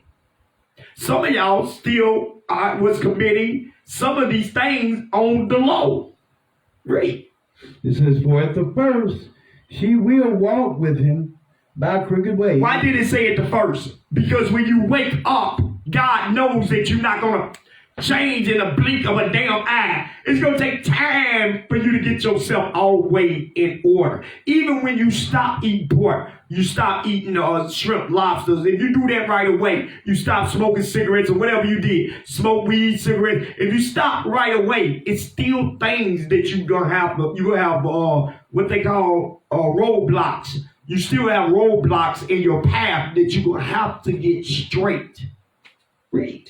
It says, and bring fear and dread upon him. And bring fear and dread upon them. And torment him with her discipline. So he's going to torment you with her discipline, read. Until she may trust his soul. Until she may trust his soul. And try him by her law. And try him by her law. So everybody see that, right? Mm-hmm. So now let's go back. So therefore, if any man in Christ be a new creature, old things are passed away and all things become new. So now the Lord knows that he got to give you time to get yourself together. That's what we just read, Ecclesiastes, right? Read, come on. Verse 18. Yes, sir. And all things are of God. All things are of God. All things are of God. Who has reconciled us to himself by Jesus Christ. Read. By Jesus Christ. What is Jesus Christ? What did we say Jesus was? The wisdom. He's the wisdom. So he reconciled us by the laws of Christ. Read. And have given to us the ministry of reconciliation. And given unto us the word of reconciliation. Come on, read. I almost got myself. To wit, that God was in Christ, reconciling the world unto himself. Reconciling, bringing us back on friendly relationships. How do we get back on friendly relationships with God? By keeping the commandments. Read. Not imputing their trespasses unto them. And not imputing their trespasses unto them. And have committed unto us the word of reconciliation. Hold on, what's that word right there, imputing means? Imputing. Let's get that. That's not a normal Negro word. Let's see what the word imputing means. Did I say it right? Mm-hmm. Okay, let's get that. Imputing.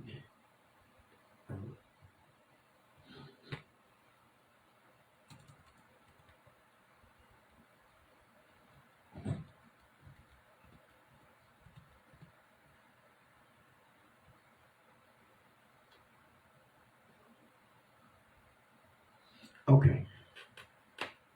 All right, let's read that, Officer George. Impute. Impute. To impute is to represent something, especially. Oh, okay. There you go. I'm reading the top one. To represent. Hold on, real quick. Let me see something. Hold on. Let me look at it again. Impute. Not imputing their trespass. Okay, go ahead. Read that part. It says represent something, especially something undesirable. It's being done, caused, or possessed by someone, a tribute.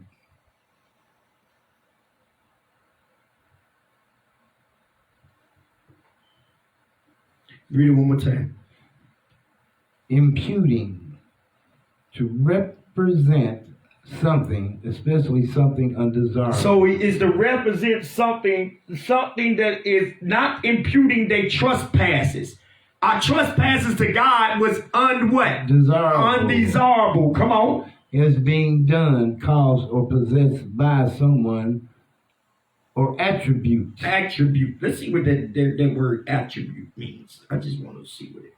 An attribute. Go ahead. An attribute. To regard something. Watch this. Is to regard something as being. Regard something as being caused by someone or something. Okay.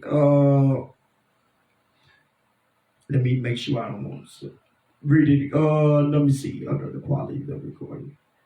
Yeah, let's read that one right there. Right there. It says a quality or feature regarded as a characteristic or inherent part of someone or something. Heard some An inherent part of someone or something. All right, An so attribute. all right, so now let's go back. So now what we're going to show you is this. Read that again, verse 19. To wit, that God was in Christ, reconciling the world unto himself, Bringing them back on friendly relations, not imputing not imputing their trespasses. the bad things that they was doing. Watch it, not holding against them. That's the imputing. Not holding against them the trespass unto them. Read. And have committed unto us the word of reconciliation. He gave us the law of reconciliation. All right. He gave us the word that bring us back on friendly relationships with God. All right. Everybody got that. All right. From there, where was we at? 2 Corinthians 5. I'm sorry, guys. I know we've been at it. Let me find out where I was. Give me Romans. Go back to Romans 11 and 16. Book of Romans, chapter 11, verse 16. Yes, sir. For if the first fruit be holy, If the first fruit be holy, watch this. the lump is also holy. Then the lump is also holy. I want y'all to hear this. If the first fruit be holy, do anybody know what the first fruit is? Write it on the screen for me if you know what the first fruit is. If you know what the first fruit is, write it on the screen for me, please.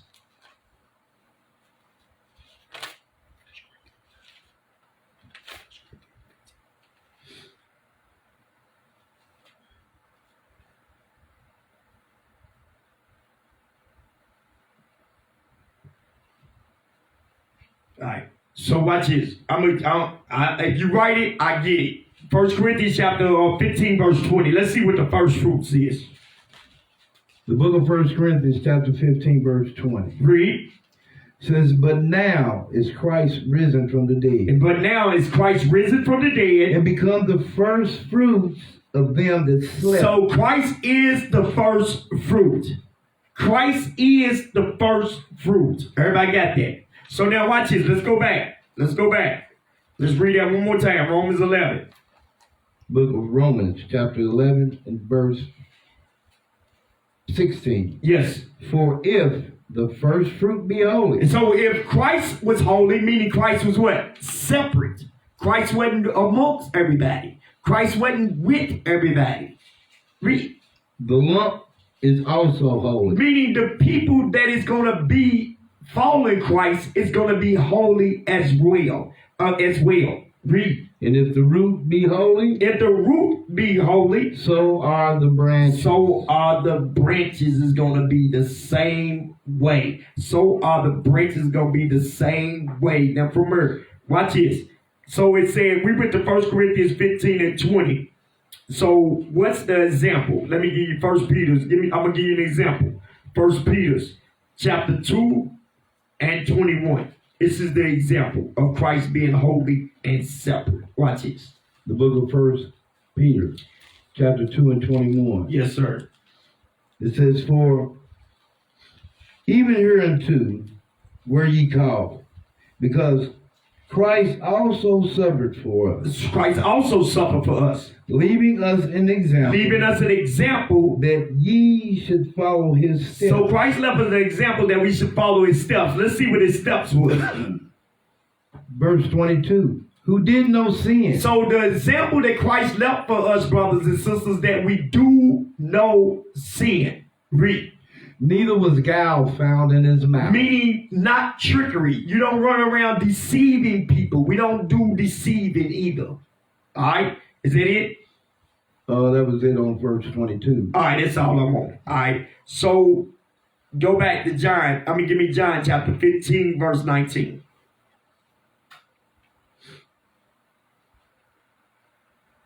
The book of John, chapter 15 and verse 19. It says, if ye were of the world. Hold on. Did we read Romans 11 and, hold on, give me Romans 11 and 16, then read it. 17. The book of Romans, chapter 11, and verse 17. Watch this. And if some of the branches be broken off. And so if some of the branches, Christ, when you go back up here, it says, and if the root be holy and the branches be holy. All right. So it says some of the branches broke off. So you got a tree. And some of the branches be broken off. That's representing the people. All right. That's representing the people. Watch this, read. And if some of the branches be broken off, and thou, the being a wild olive tree, read, wert grafted in among them. Come on. And with them partakest of the root and fatness of the olive tree. Boast not against the branches, but if thou boast, thou bearest not the root, but the root thee. All right, that's it. No, because I didn't want that anyway. So if some of the branches be broken off, and thou being the wild olive tree, work draft among them. The wild olive tree represents Israel. Okay, that's what that represents. We're not getting into that. I didn't even know why I wrote that down, because we're not getting into that today. That's for another class. We'll go into that. But let's go back to John chapter 15. John chapter 15, verse 19. Book of John chapter 15, verse 19. Yep. If ye were of the world, if ye was of the world would love his own. The world would love his own. Watch this. But because ye are not of the world, but I have chosen you out of the world. I've chosen you out of the world. Therefore the world hateth you. Stop. Now let me ask y'all a question, because now I'm going to go into these Jewish people. All right? And what I'm going to show y'all is this. Through this little section right here, because I gotta come back and let y'all understand is, when one camp is getting attacked by Jewish people, all the camps is getting attacked by the same people. They not going to say, oh, we just after you. No, they after them because they the biggest. Mm-hmm. But what about the ones under them? Because if you can conquer the biggest, you can conquer the what? The small ones. So now watch this, brothers and sisters. And that's what I want y'all brothers and sisters to understand, this individuals. Okay? Y'all got to get in here and put y'all feet in and join this fight. Watch this. Hold on. With me saying that, let me show you what I mean. Y'all brothers who's out here individual, y'all got to get in these camps and join this fight. Because without the camp, y'all individual brothers ain't nothing anyway. I'm going to show you why I'm saying it. Give me Numbers chapter 32, verse 6. I'm going to show you why I'm saying that.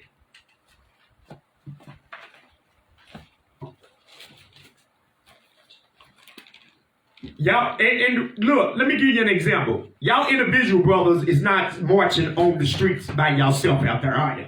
If y'all marching down the street by yourself saying, I'm an Israelite, who's going to pay attention to you?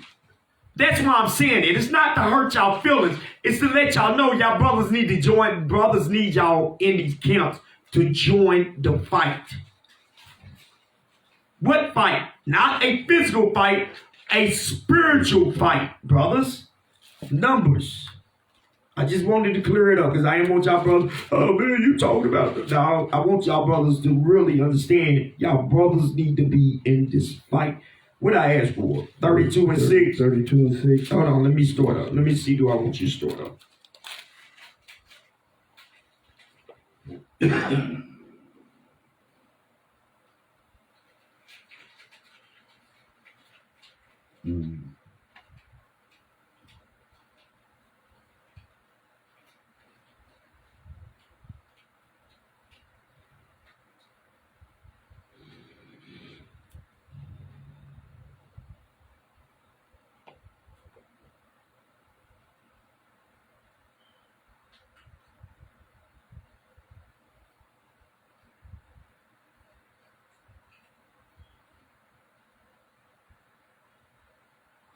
All right, let's start with verse 5.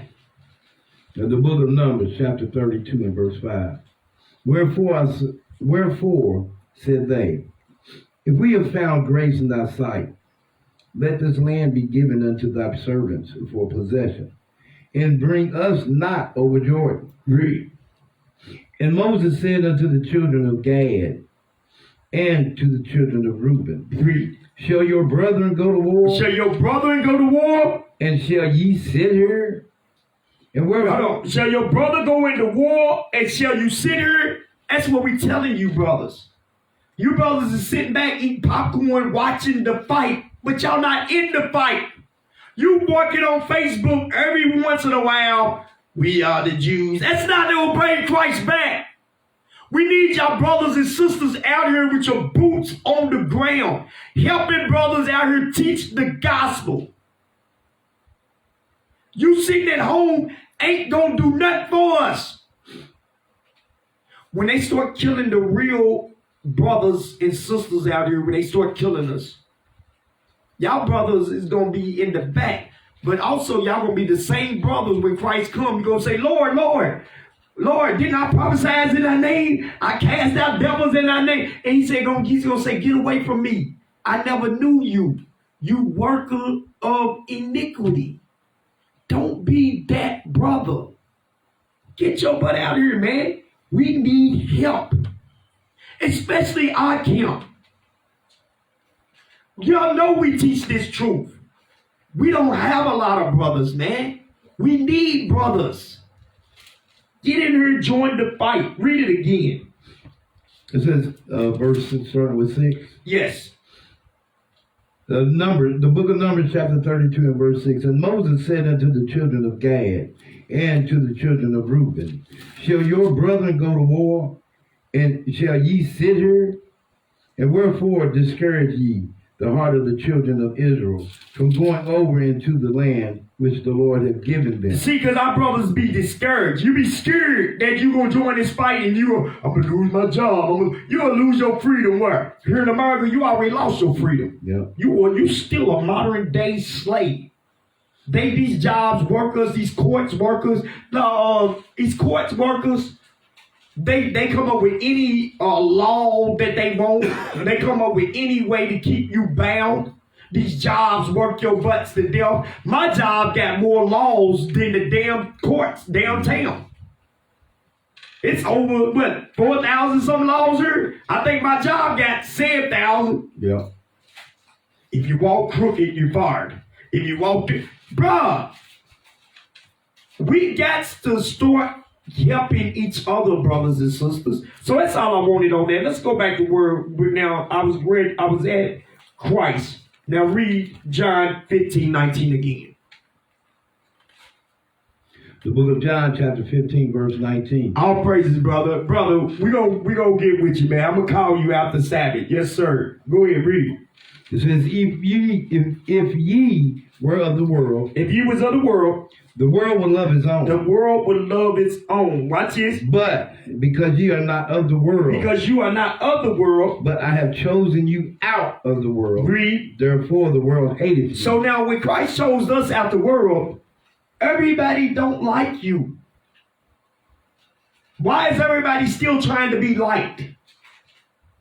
Just put it in your head. People ain't gonna like you. That's right. Watch this though. So he said, if you was of the world would love his own. But because ye are not of the world, but I have chosen you out of the world. Therefore, the world hated you. I believe Christ. I believe because I go through that. Give me John chapter 18, verse 35, 36. Watch this. John chapter 18, verse 35, 36. Now, what I was talking about is the Jewish people, right? So now let me set it up for the Jewish people. Because they sitting up here and they're making laws. Now, one thing I wanted y'all to understand is the Bible says the Israelites was going to be in bondage until we was going to be under the curses of Deuteronomy 28 until the Christ come back. Everybody with me? Yeah. Everybody with me? All right, now watch this. Y'all brothers and sisters, watch this. We'll read Deuteronomy 28, officer. Hold that. We're coming right back. Give me Deuteronomy chapter 28 and 43. The book of Deuteronomy chapter 28, verse 43. Watch this. It says, the stranger that is within thee shall get up above thee very high, and thou shalt come down very low. He shall lend to thee, and thou shalt not lend to him. He shall be the head, and thou shalt be the tail. Now give me Ecclesiastes. Drop that. Give me Ecclesiastes. Chapter 10 and verse, is it 7? I seen 10 and 7. Give me that. The book of Ecclesiastes, chapter 10 and verse 7. Watch this. It says, I have seen servants upon horses. And princes. And what? And princes. And princes, which is us. Walking as servants upon the earth. Now see, that came after what? That came in slavery. Mm-hmm. So now this came after we came out of Rome, right? Yeah. So what you see now is, he said, read that one more time. Watch this. Let me get my head thoughts together. The book of Ecclesiastes, chapter 10, verse 7. I have seen servants upon horses, and princes walking as servants upon the earth. Now, let me show you something. So, how are the Jewish men? How are they on all the TV stations? All the businesses. But God said he's seen us. He's seen his princes walking and the other nations' servants on the horses. Mm-hmm. Christ in Deuteronomy 28 says, thou shalt be the tail and they shall be the head. Well, how the hell is the Jewish people over top of the people that got us in captivity, but they supposed to be the Jews? How the hell, where in the Bible did it says we was going to be rich and older all over the whole nation and Christ is going until Christ came back? Right. Where did it say we was going to go into our land? Hold up. You know, when I get that pause, I got it for a minute. Hey, watch this. Give me Luke chapter 21. This is for you Jewish people.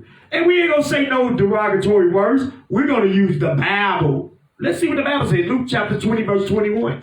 21, verse 20. The book of Luke, chapter 21 and verse 20. Uh-huh. And when ye shall see Jerusalem compassed with armies, watch this. Then know that the desolation thereof is nigh. Here it goes. Verse 21, and then let them which are in the Judea flee to the mountains. Come on. And let them which are in the midst of it depart out. Everybody knows, according to the Bible, the flee into the mountains go to Matthew chapter 2, verse 13, where Christ fled into Egypt. Everybody knows that. Read. And that now. Hold on. So can you show me pictures where those white Jewish people went into Africa? Can you show me the pictures? Can you show me the pictures where the white Jewish people was amongst the Africans in those days? I need one picture from back then.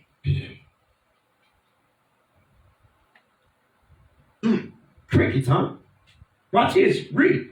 And let not them that are in the countries enter thereinto.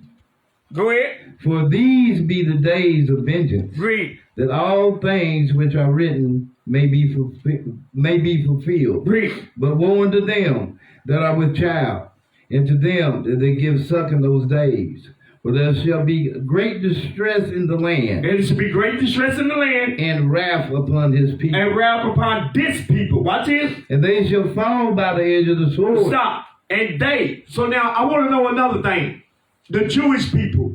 Show me where y'all fell by the edge of the sword to the Romans.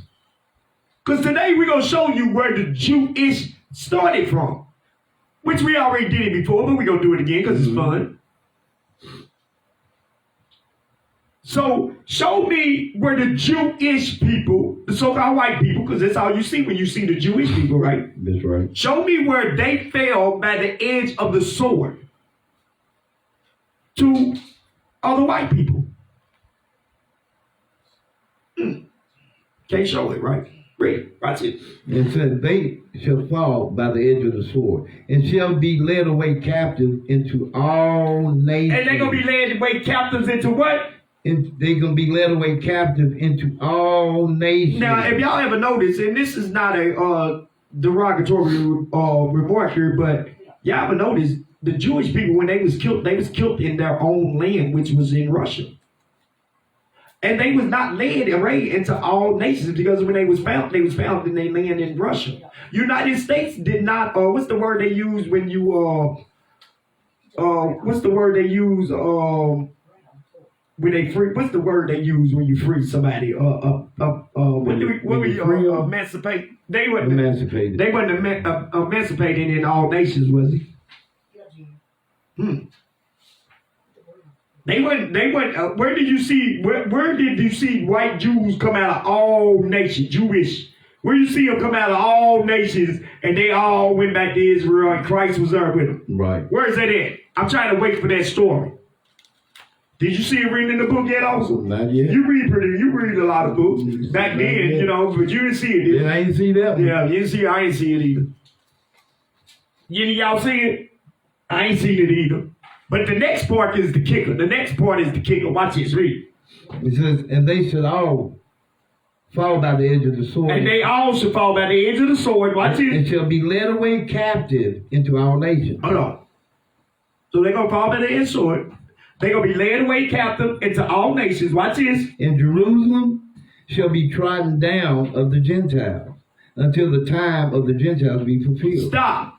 Jerusalem was going to be trodden down to the Gentiles until the time. Now we know the word Gentiles mean nations.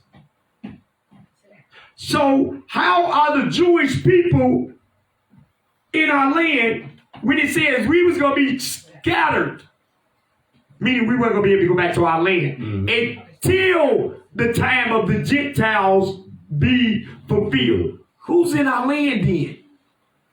So how did those white folks, so-called white folks, get in our land?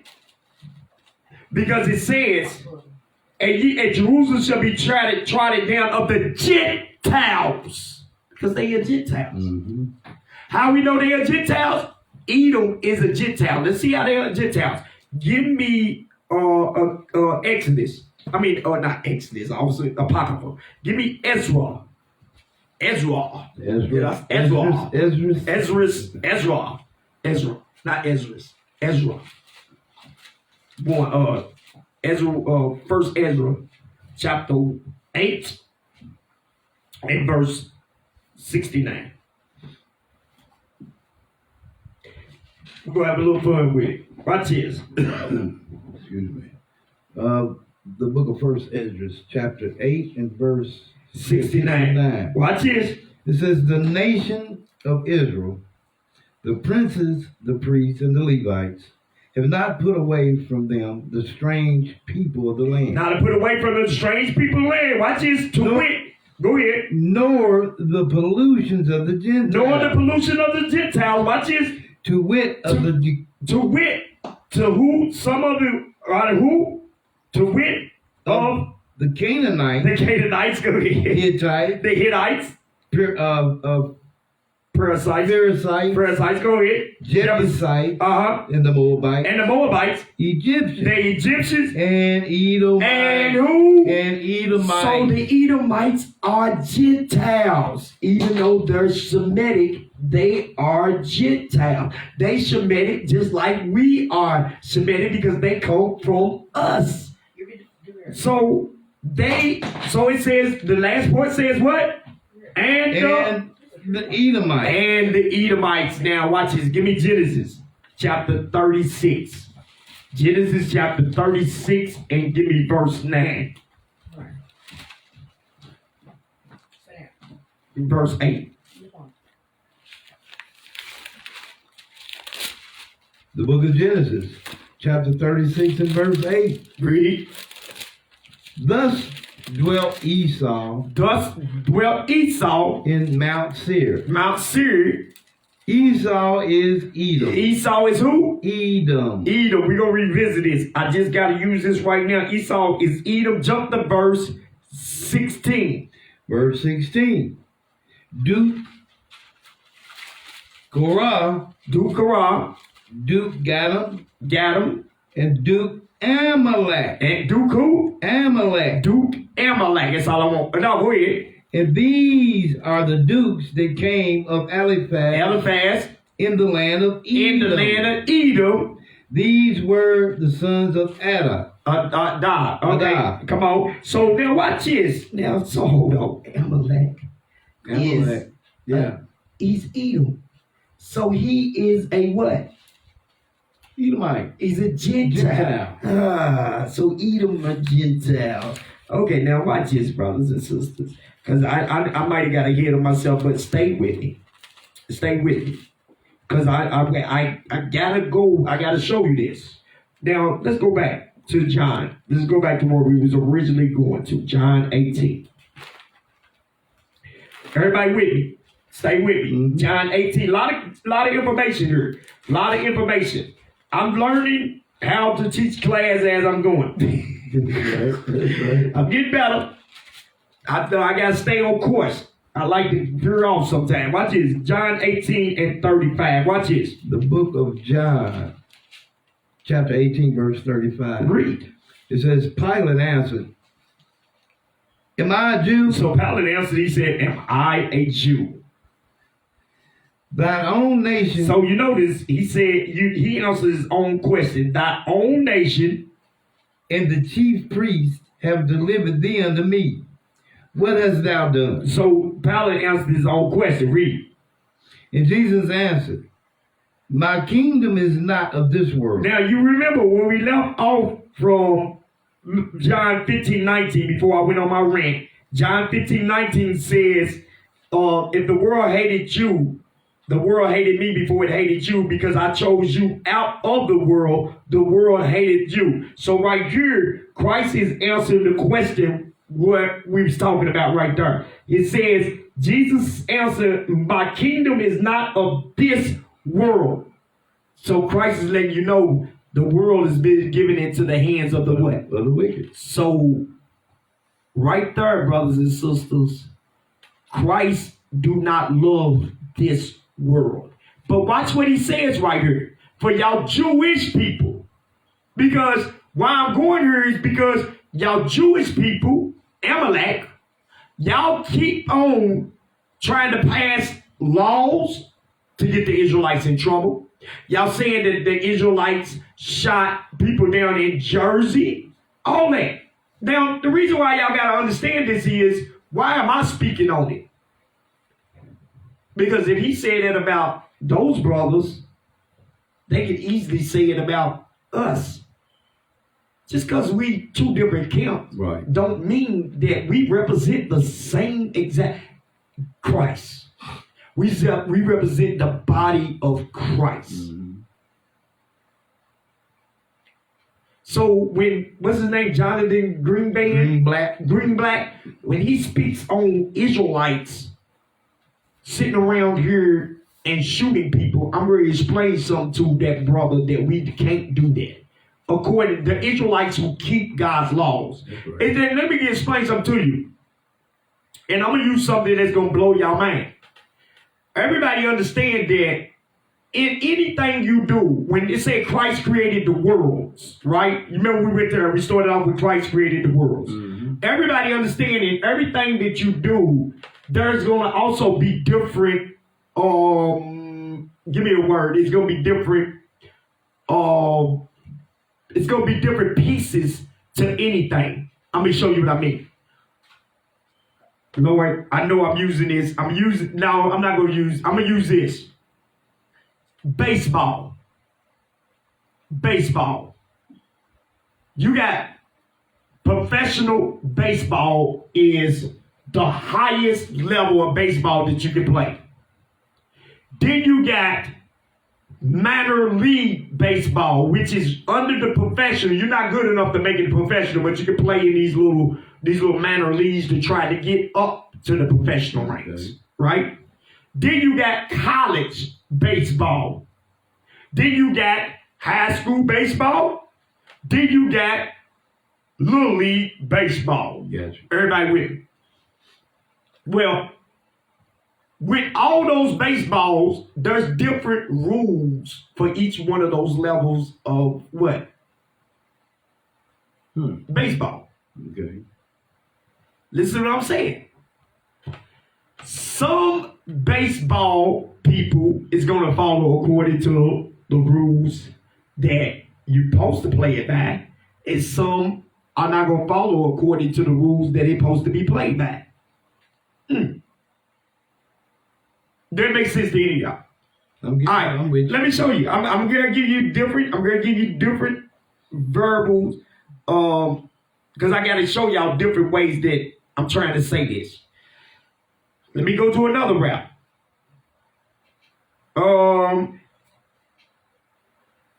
Skating. I'm going to use skating. Everybody put on skates. Are they skaters? Nope. You got professional skaters.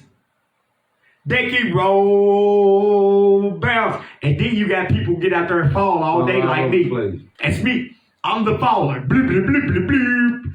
I fall. I go around there once. I look pretty good going around there. Next time you see, where he go at? He's on the ground getting up. That's me. So you got professional skaters. Can professional skate? Can me, which is a lesser of skater, can I do the same thing the professional skater do? Nope. No. Neither in the truth, when you come in the truth, you're going to have Israelites who really obey by God's laws, meaning they do what God says do according to the Bible. Then you have Israelite camps that add to the Bible and they do whatever they want to do. So you cannot bring everybody into the same you can't bring everybody in the same realm of Israelite. So if it was an Israelite group that went out and did something horrible to somebody, they not of Christ. They just a group. Real true Israelites don't hurt nobody, and I'm going to show you the scriptures according to the Bible. True Israelites. Now, do that mean we're going to let somebody run up on us, hit us with a bat upside our head 40 times? No. We would defend ourselves, but we're not going to go out and we're not going to hurt nobody intentionally. Right. But we will defend ourselves. So now watch this. I'm going to show you why I'm saying that. Read now. I had to go through all that just to get this. Read what you got.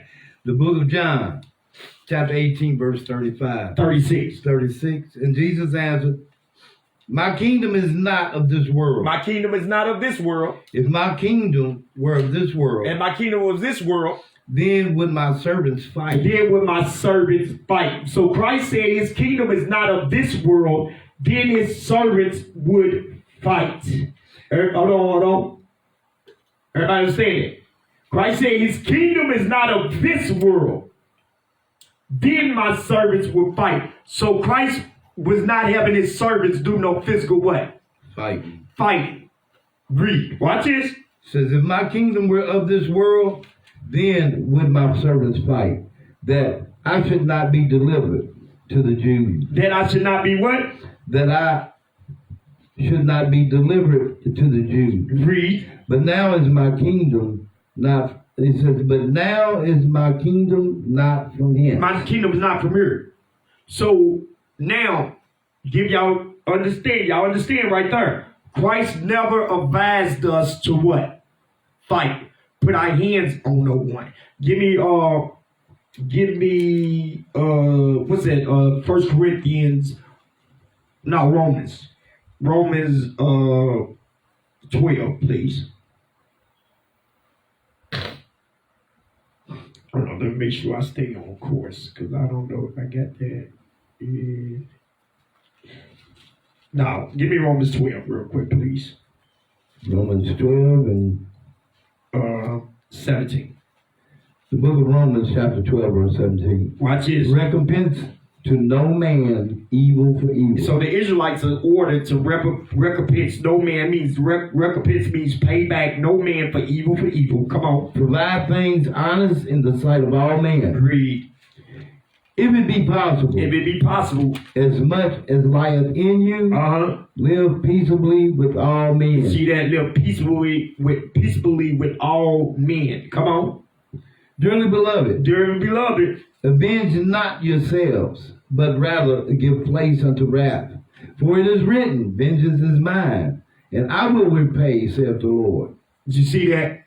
So God says he would pay. That's all I want. So now God said he would pay. So it's instructed for the Israelites. Give me 2 Corinthians 10 and 1. It's instructed for the Israelites not to take revenge into their own hands. So ain't no way that an Israelite can go shoot somebody up.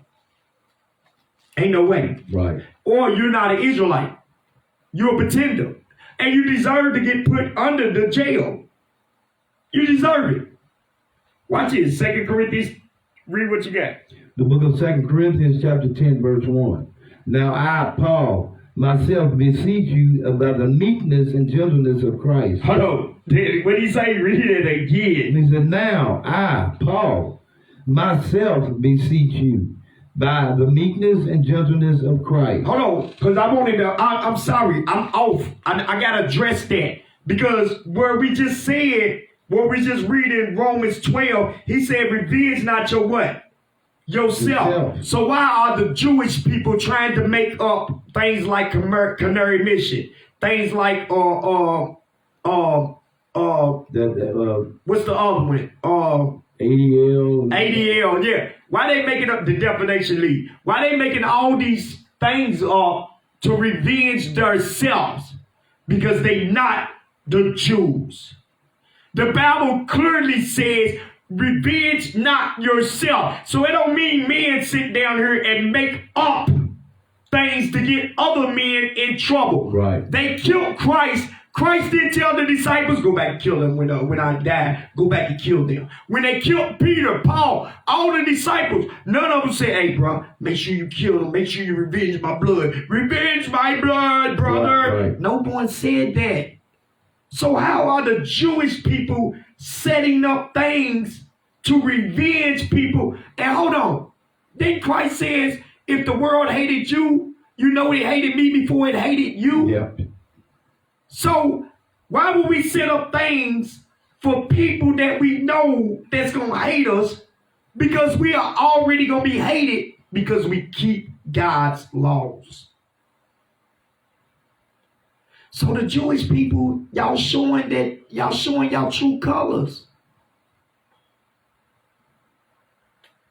You don't want no one to mention Jewish or you anti-Semitic. Bruh, where is that at in the Bible? Where did Christ, hold on, let's go back to John chapter 18, everybody. Thank you, Lord. Let's go back to John 18. Watch this right here.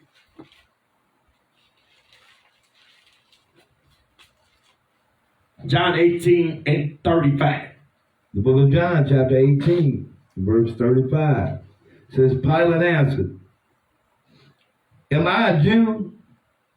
Thine own nation and the chief priests have delivered thee unto me. Read. What hast thou done? Then Jesus answered, my kingdom is not of this world.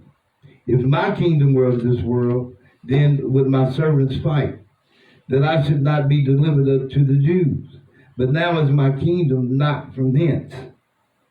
Stop.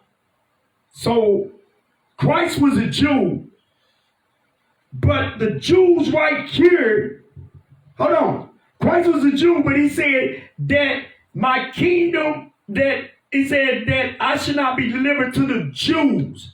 Uh-oh. But hold on, because I got to touch something real quick before I get to that. Why up here with Pilate said, is he a Jew? Why did Christ get mad and say, hey, you ain't no damn Jew. You know you ain't no damn Jew. Why you saying you a Jew? You notice Christ didn't say nothing. So what would give the white Jewish people, what would give them the right to go around and write up laws for you saying something about a Jewish people, a Jew. But the Messiah didn't give us that for an what? An example. He didn't give us that for an example.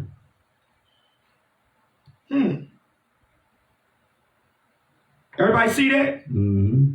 I just wanted to touch that because it just hit my mind. Because Pilate asked, am I a Jew? Christ didn't say, hey, don't be calling yourself a Jew. Right. He didn't get mad because he knew he wasn't a Jew. Let's go back to where we was, man. 1 Corinthians. What was that? 2 Corinthians. 2 Corinthians 10 and 1. 10 and 1. Watch this. 2 Corinthians 10 and 1. Now I, Paul, myself beseech you, by the meekness and gentleness of Christ. By the meekness and gentleness of Christ. Watch this. Who in presence am based among you. Who's lowly among you. But being absent am bold toward you. And being absent is bold toward you. Read. But I beseech you. I beg you, brother. That I may not be bold when I am present with that confidence. Read. Wherewith I think to be bold against some. Against some. Watch this. Which think of us as if we walked according to the flesh. Because they think of us because he said, because I'm bold, because I teach the Lord's word with a outright spirit. Because he teaches the word with power. They said they think that he walked according to the flesh. Watch it. Because when they see us teaching the Bible, they think that we're angry. Right. We're not angry, brothers and sisters. It's just the spirit of the Lord. Same thing Christ taught. He taught with passion. Read. It says, for though we walk in the flesh, we do not war after the flesh. Though we walk in the flesh, we do not war after the flesh. Come on. For the weapons of our warfare are not carnal, but mighty through God to the pulling down of strongholds. Come on. Casting down imaginations and every high thing that exalted itself against the knowledge of God, and bringing into captivity every thought to the obedience of Christ.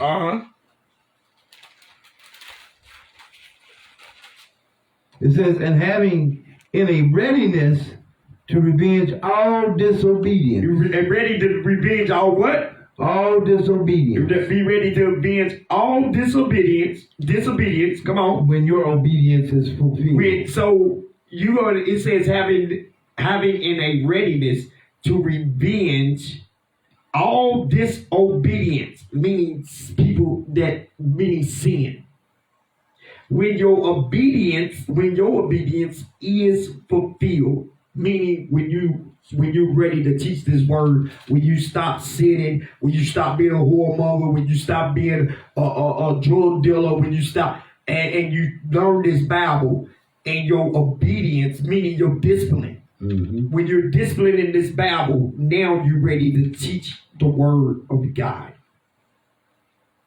So why did Jewish people beat up black people? So I'm asking the question. So why are the Jewish people beating up the black people over there in Israel and getting them to pass laws over here? So they beat black people up over in Israel. They kick them out of the country. And they over here passing laws to get black people in trouble because their laws is not going for the Jews. I mean the white people. Their law is going towards the Jews, the black Jews, the real Jews. Sorry, I gotta say black Jews because it ain't nothing but we are the Jews. Yeah. But I gotta describe that because we got people who saying they are Jews, but they are not. So let's see why that happened. Give me Revelation chapter 3, verse 8.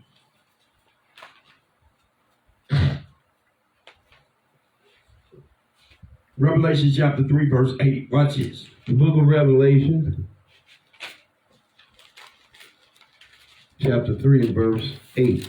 Read. It says, I know thy works, and behold, I have set before thee an open door, and no man can shut it. And no man can shut it. So he said, I set before thee an open door, and no man can shut it. Watch this. For thou hast a little strength, and hast kept my word. I kept my word.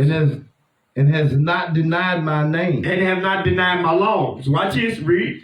Verse 9. Behold, I will make them of the synagogue of Satan, which say they are Jews. And are not. But do lie. But they lying. Behold, I will make them to come and worship before thy feet. So he said, I'm going to make them come to worship before my feet. And to know that I have loved thee. So he said, to know that I have loved you. So God said he's going to make these people at the end come and worship before our feet. Give me Luke chapter 20, verse 17.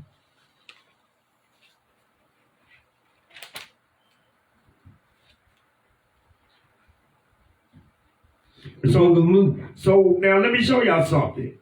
So he said this is going to happen. But what I want y'all to understand is before this happens, this got to happen. Watch this, read. The book of Luke chapter 20 verse 17. And he beheld them and said, what is this then that is written? The stone which the builders rejected. The stone which the builders rejected. The same is become the head of the corner. He's the lead. He's the head of all of us. Read. Whosoever shall fall upon that stone, read, shall be broken. Whoever fall upon that stone, I mean, whoever go against that stone shall be broken. Read. But on whomsoever it shall fall. But whosoever shall fall, it will grind him to powder. Y'all understand that that's why these people, they not going to stop us. They can't stop us. There's no defense for them when it comes to this Bible. They can pass all the laws here, but the end is almost here. Christ just said, whoever it falls on shall grind them to powder. Watch this. Read. Verse 19. And the chief priests and the scribes the same hour sought to lay hands on them. Why they want to lay hands on them? Because he told them the truth. He told them the truth. Read. And they feared the people, for they perceived that he had spoken this parable against them. Read. And they watched him. So you see, they got mad because they feared because he spoke the parable against them. What happened when the Jewish people heard Revelations 2 and 9? Mm-hmm. I know that works, tribulation probably. I know them to say they are Jews, but are not, but a synagogue to say. What happened to these people when they heard that scripture? Read 19 again. This is what happened to those people, because this is who they derived from. Watch this. Read. And the chief priests and the scribes the same hour sought to lay hands on him. And they feared the people, for they perceived that he had spoken this parable against them. That's why the so-called Jewish people started coming after the Israelites. Because they speaking against us. Well, how did y'all know that y'all was the fake Jews? Yeah. Damn. Read, come on. Damn, read, come on. And they watched him. And sent forth spies. And see, that's what you gotta watch. Some of y'all brothers and sisters, just some of y'all that is amongst our Israelite schools out here, where other schools, a lot of y'all brothers and sisters gotta understand there's gonna come spies in there.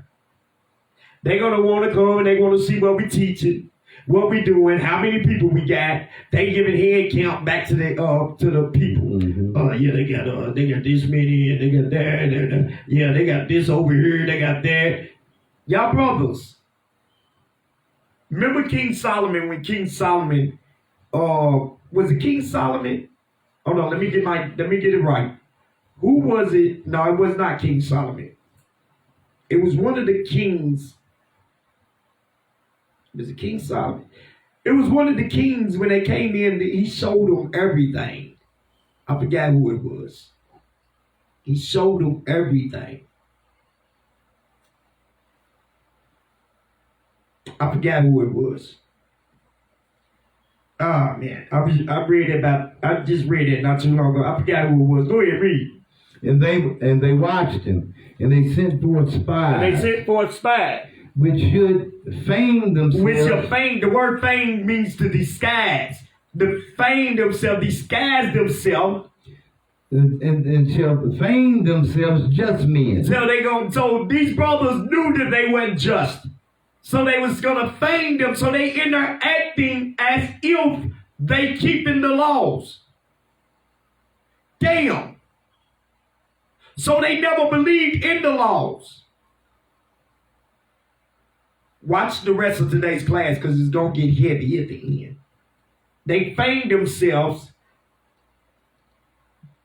that they was just men. Come on. That they might take hold of his word. That they might take hold of his words. That so they might deliver him unto the power and authority of the government. So they was only to seek and catch him in words so they can what? Get him killed. All right? So that's what you see happening today with our Israelite camps. Watch this. Give me Matthew 22:15. And we ain't doing nothing but teaching the Bible. We ain't doing nothing but teaching our people to come out of sin. That's all we trying to do is teach our people to come out of sin so they can get saved. You know, hey, let me tell you. If it went for the Holy Spirit, I'll be somewhere teaching little league football right now. I'll be out there coaching. I'll be out there right now. I'll probably be somewhere riding around. Mm-hmm. Sitting in the Golden Corral. Sitting right. Right. Sitting somewhere eating, drinking a drink, getting ready to go out to a club at the age I am. I was going to say my age. Yeah. At the age I am.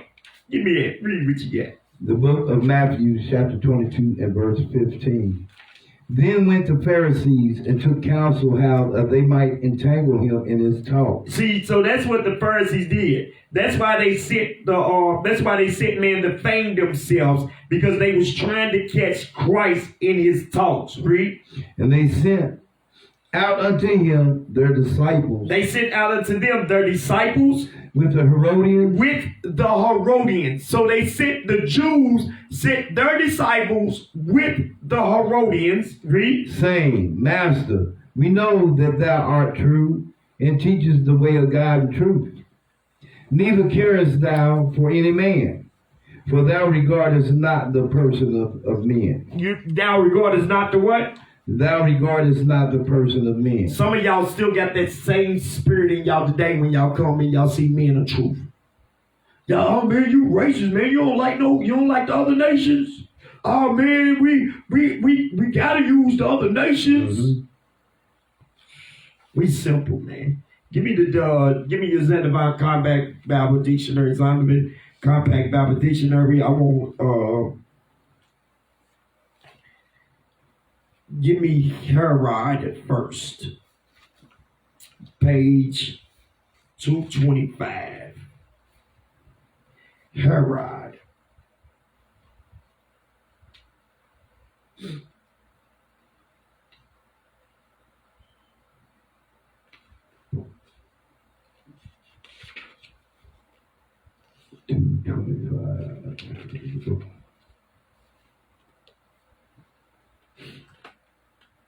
Herod.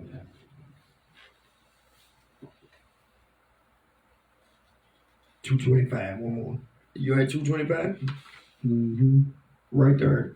No, I thought it started over. That's what I wanted. Okay, 224. Okay. Oh, okay. My bad. Go ahead. Herod. Idumean rulers. Herod, Idumean rulers of Palestine. Read. From 47 BC to AD 79. Read. Line started with Antipater, whom Julius Caesar made prosecutor of Judea.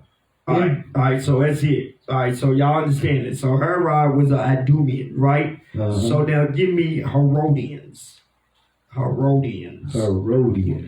It's Herodians is 226. 226. 226, right after the Herodians. Uh-huh. It says a party mentioned in the New Testament 3 times. Read. In Matthew 22:16, Mark 12:13, and chapter 3, verse 6. Read. As joining with the Pharisees to oppose Jesus. So they joined with the Herodians, joined with the Pharisees to oppose Jesus. Read. Jews who supported the dynasty of Herod. So these was Jews that supported the dynasties of Herod, the dynasty of Herod. And therefore the ruler of Rome. So they loved Rome. The Herodians loved Rome. So they didn't love Christ. They loved Rome. Wow. All right. So now, through Herod, now watch this. This is where, stay with me. Give me Luke 12:1.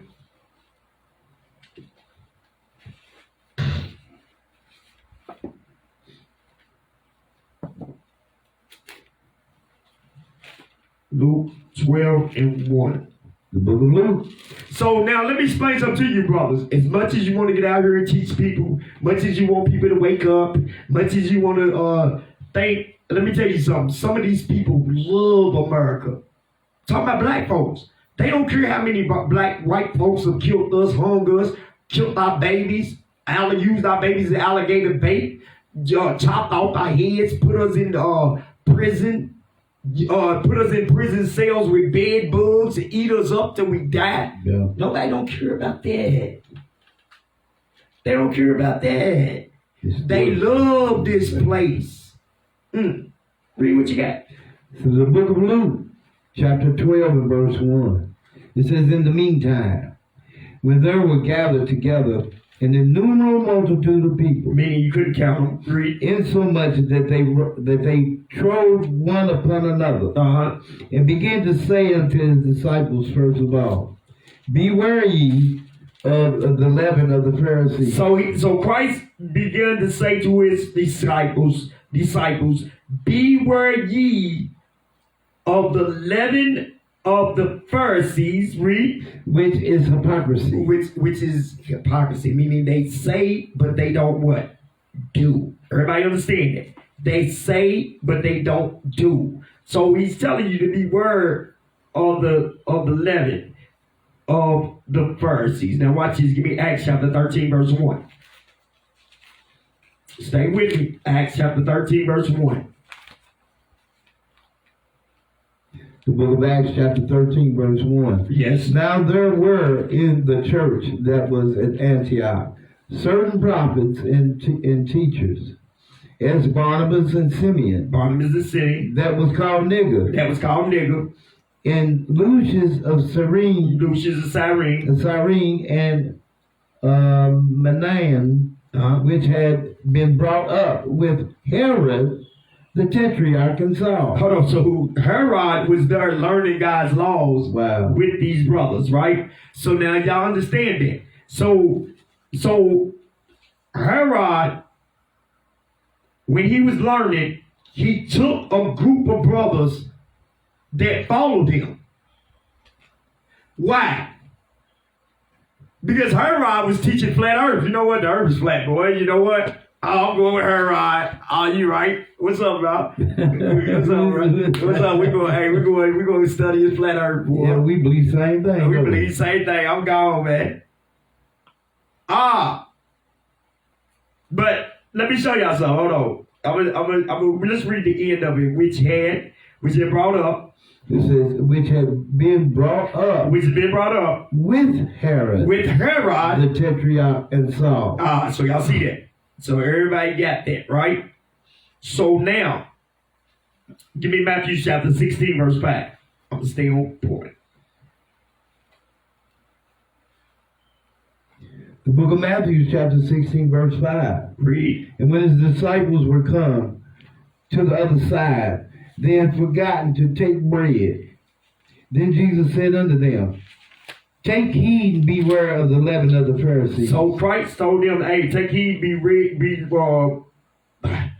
take heed and beware of the leaven of the Pharisees. Come on. And of the Sadducees. And of the Sadducees. Come on. And they reasoned among themselves, saying, it is because we have taken no bread. Read. Which when Jesus perceived, and he said unto them, O ye of little faith. O ye of little faith. Why reason ye among yourselves, because ye have brought no bread? Why ye reason among yourselves? Why did he say they didn't have no faith? Because he already explained this to them. And watch this. Read. Verse 9. He already explained it to them. I'm going to show you why he already explained it to them and why he said, because they didn't believe what he told them. That's why he said, ye of little faith. You remember when Peter went out on the water? And he said when Peter, first he was walking on the water, and then the wind started blowing, and he sinked. Why did he sink? Because he lost focus of Christ, and he didn't believe that he could walk on the water. But Christ told him, you can walk on the water. Mm-hmm. Read. It says, verse 9, do ye not yet understand, neither remember the 5 loaves of the 5,000, and how many baskets ye took up? Read. Neither the 7 loaves of the 4,000, and how many baskets ye took up? Read. How is it that ye do not understand that I spake it not to you concerning bread? I'm not talking no damn bread. That ye should beware of the leaven of the Pharisees and of the Sadducees. Watch this. Then understood they how he bade them how he bid them not beware of the leaven of the bread, but of the doctrines of the Pharisees. So he commanded them not to beware of the leaven of the bread, but of the doctrines of the Pharisees and Sadducees. Everybody understand it? So when he told them to beware of the leaven, he was talking about the doctrines.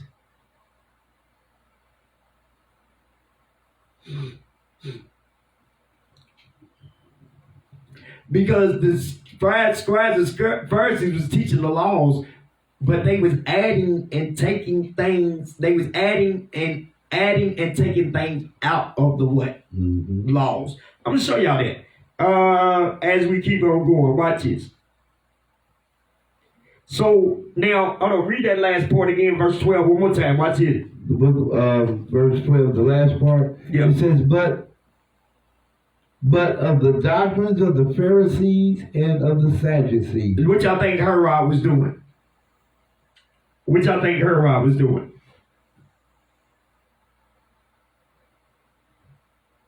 We're going to show y'all. Mm-hmm. All right. So now this is where your Herodians started from.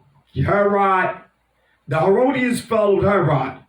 Herod learned the laws of God, but Herod added and took away what he wanted, including Easter, what the people just got to celebrate last week.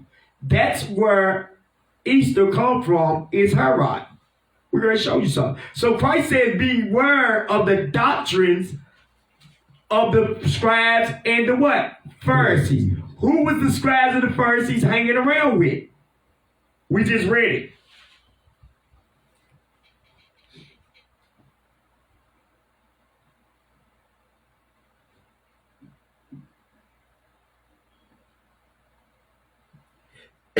Matthew's, go back to Matthew's.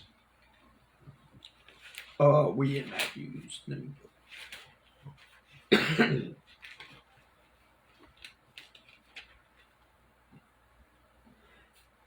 22:16. Excuse me, guys. The book of Matthew, chapter 22, verse 16.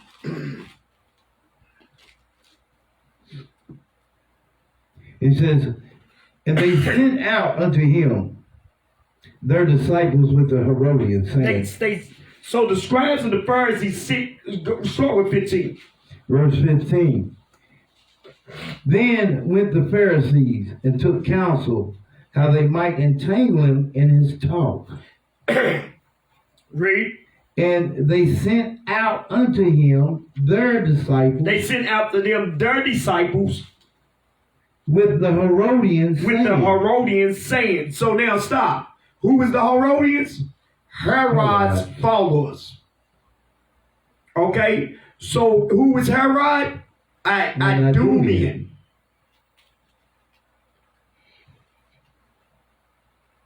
This is how Amalek started to be so-called Jews.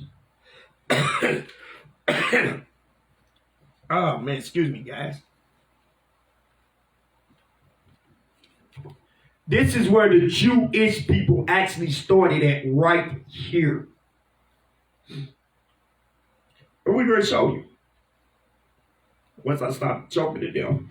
Give me Matthew chapter 26, verse 47.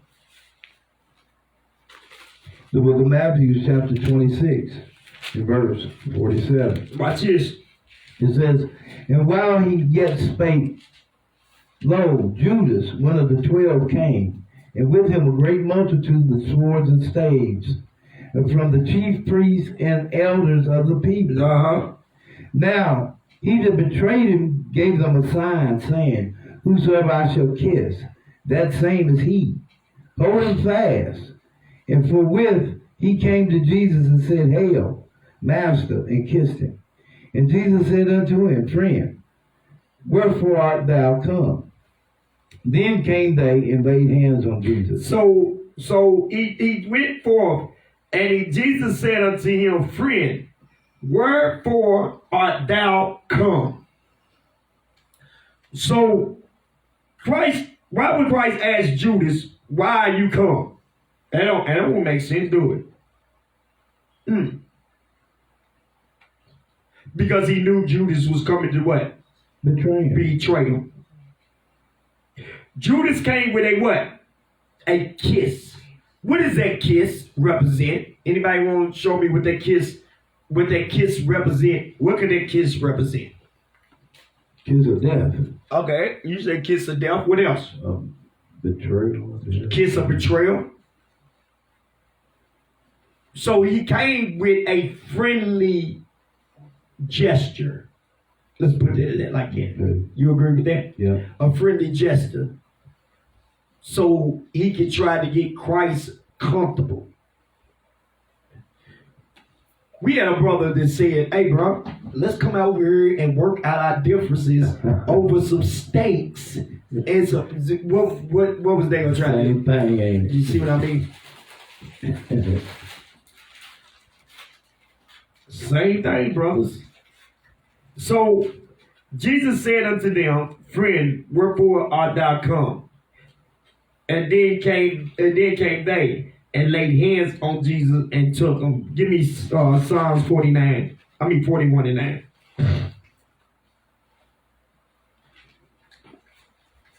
Psalms 41 and 9. Watch this.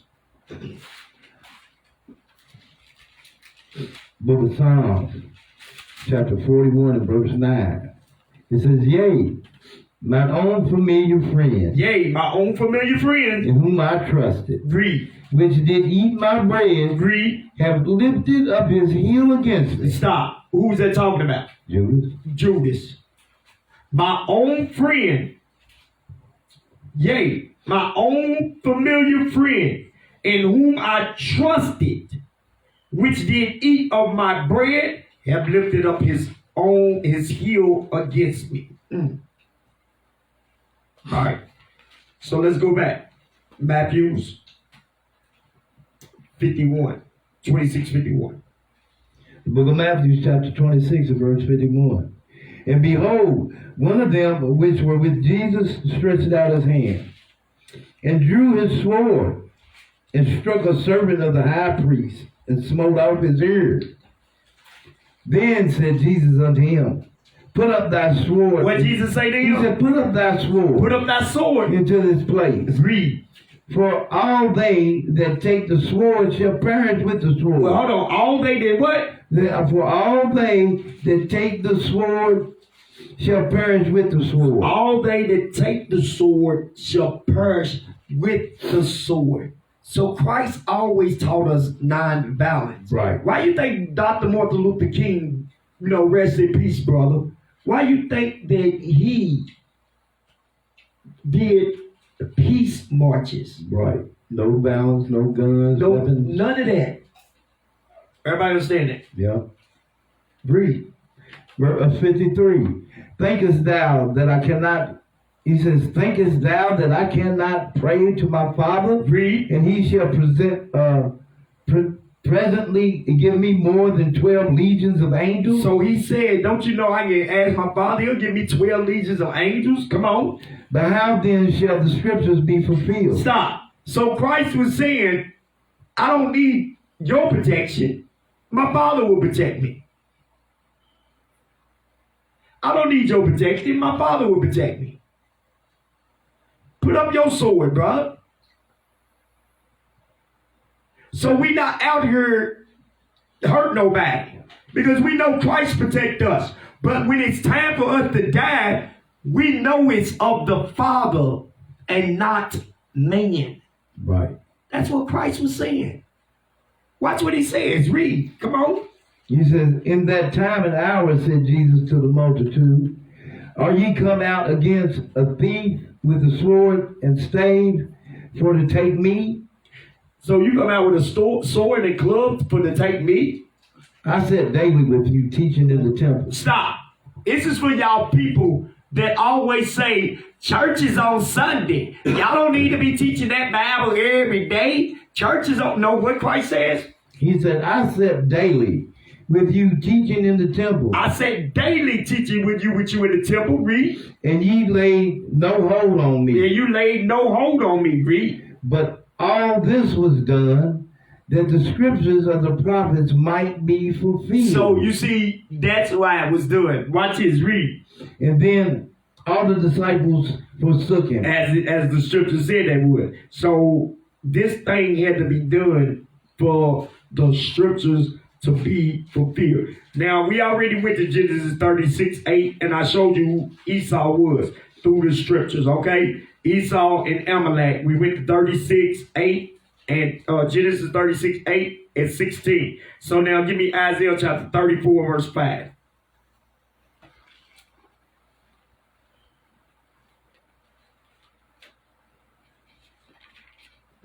The book of Isaiah, chapter 34, in verse 5.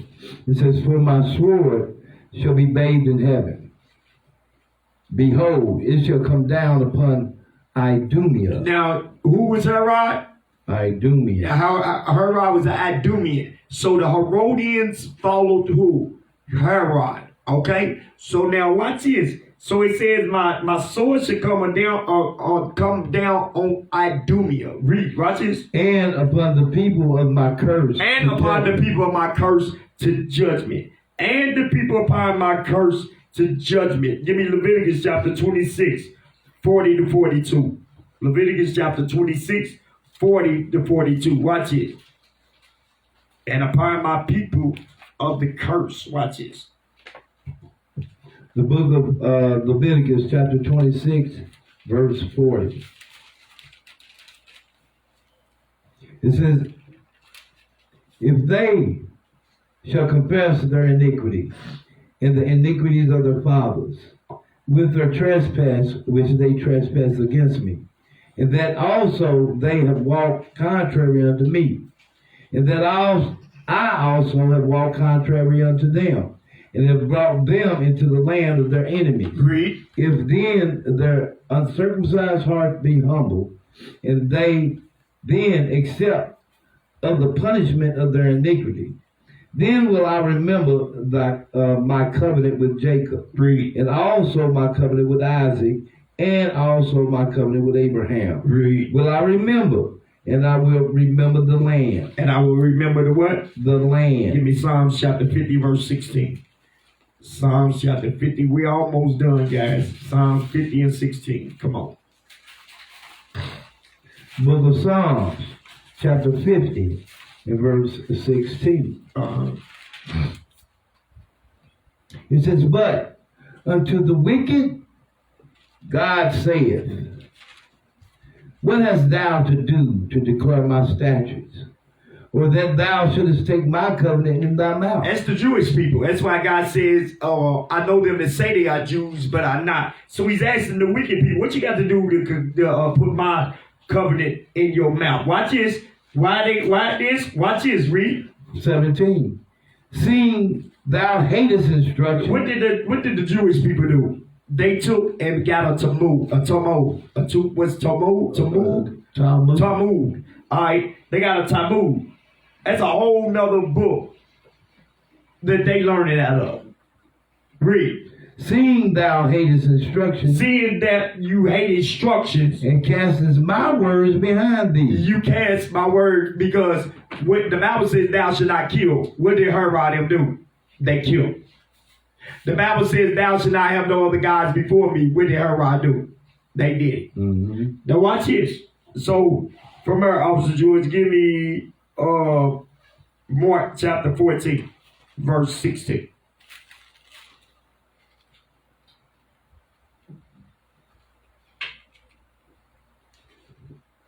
The book of Mark. So now while we ended this up, I want y'all to look at something.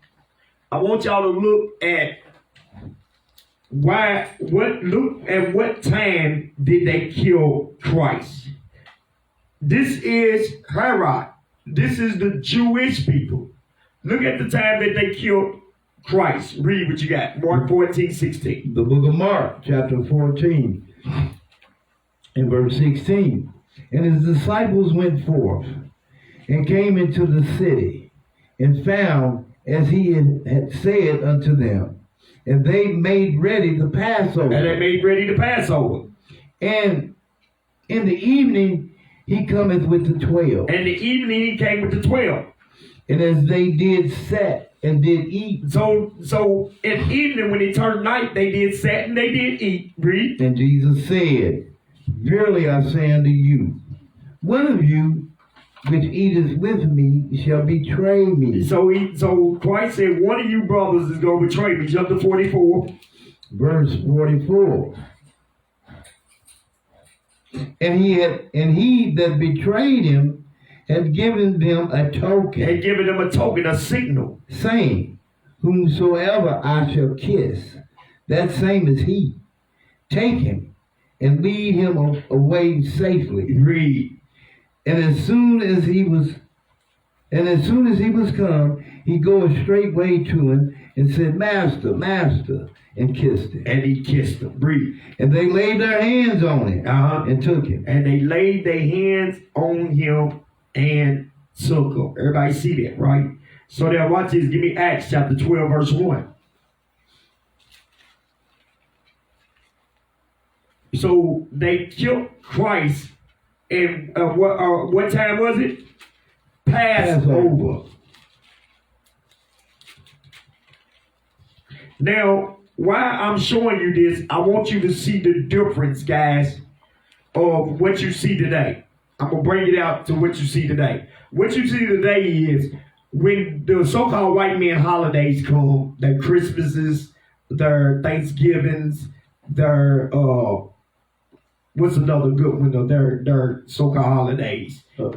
4th of July, Memorial Days, All Saints Days, all President's Days. When they holidays come, they give you off what? They give you days off of what? Off of work. Off of work, so you can celebrate those what days. So now watch this, brothers and sisters. I just showed you they killed Christ literally on the what? On the Passover. They killed him on the day of the Passover. Now watch this. Acts 12 and 1. The book of Acts 12, chapter 12, verse 1.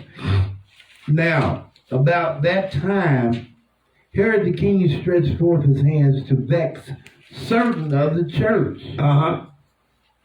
And he killed James, the brother of John, with the sword. Read. And because he saw it pleased the Jews, he proceeded further to take Peter also. Watch this. Then were the days of unleavened bread. When did they take Peter? Then was the days of unleavened bread. So they never had respect for God's feast days. That's why you don't see Esau today. Rome is Esau. Rome is America. Yes. They all eat. That's why when you tell them you want to do what the Bible says, they say no. They have no regard for God, but they got God's name all in his mouth. They got his name all in their mouth. Read. Verse 4. And when he had apprehended him, When they apprehended him, he put him in prison. Read. And delivered him to 4 quaternions of soldiers to keep him. Watch this. Intending after Easter. After what? Intending after Easter. After Easter. To bring him forth to the people. So then, you know what? After their holiday was over, after they ate their little disgusting food, then they was going to kill Peter. Read. Verse 5. Peter therefore was kept in prison, but praying was made without ceasing of the church unto God for him. Read. And when Herod would have brought him forth, the same night Peter was sleeping between 2 soldiers, bound with chains, and the keepers before the door kept the prison. So what I want you to see is that God let him loose because they was going to kill him after their Easter was over. So they had more respect for their pagan days. And I'm gonna tell y'all something. Y'all black folks that celebrate these pagan days, y'all should be ashamed and y'all sick. They got no respect for God's Sabbath days, feast days. We just showed you in the scriptures. They killed Christ on the Passover. And then on Easter, they like, oh, we're going to wait till after Easter again, we're going to kill Peter.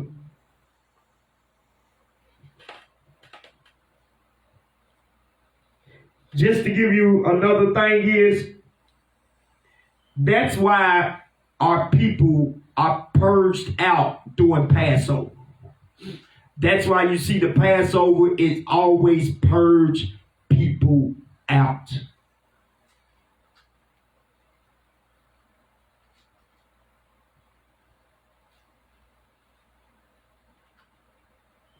All right. With that today, that's class Wisdom Flow. Thank y'all for joining us. Make sure y'all join us on Friday for Clubhouse at 8 p.m. Hey, our Clubhouse was messed up this week. I don't know what the heck they was doing. Join us on Clubhouse. Also, brothers and sisters, join us on every Saturday here at 3 o'clock. We was a little late starting today, but also join Officer George on Mondays. Was it Monday? Tuesdays. Well, what is it? My classes. my work, my own job, the schedule got me all mixed up. It's Monday, right? It should be Mondays. That's what I thought. If I'm not mistaken, yeah. Is it join Officer George on Mondays? In the Monday, somewhere around about 12 or 1. Yeah, about 1 o'clock. Yeah, Officer George, Mondays on for his class. All right, with that, we'll, Passover. Yes. We'll be ready. We'll be ready like Freddie. My wife got us new black garments. All praise the Most High. All praise. Give it up. All praise. All praise. We got new black garments going on in here. We have black and gray this year in the garments edition. That's right. All right. All praises, man, the Most High. So we'll see y'all brothers and sisters here for Passover next Thursday. We might not even have a class. Cause I'm gonna do Passover class Saturday. I'm gonna do the class for Passover Saturday. So with that, it's all we got. With that, we'll say Shalom.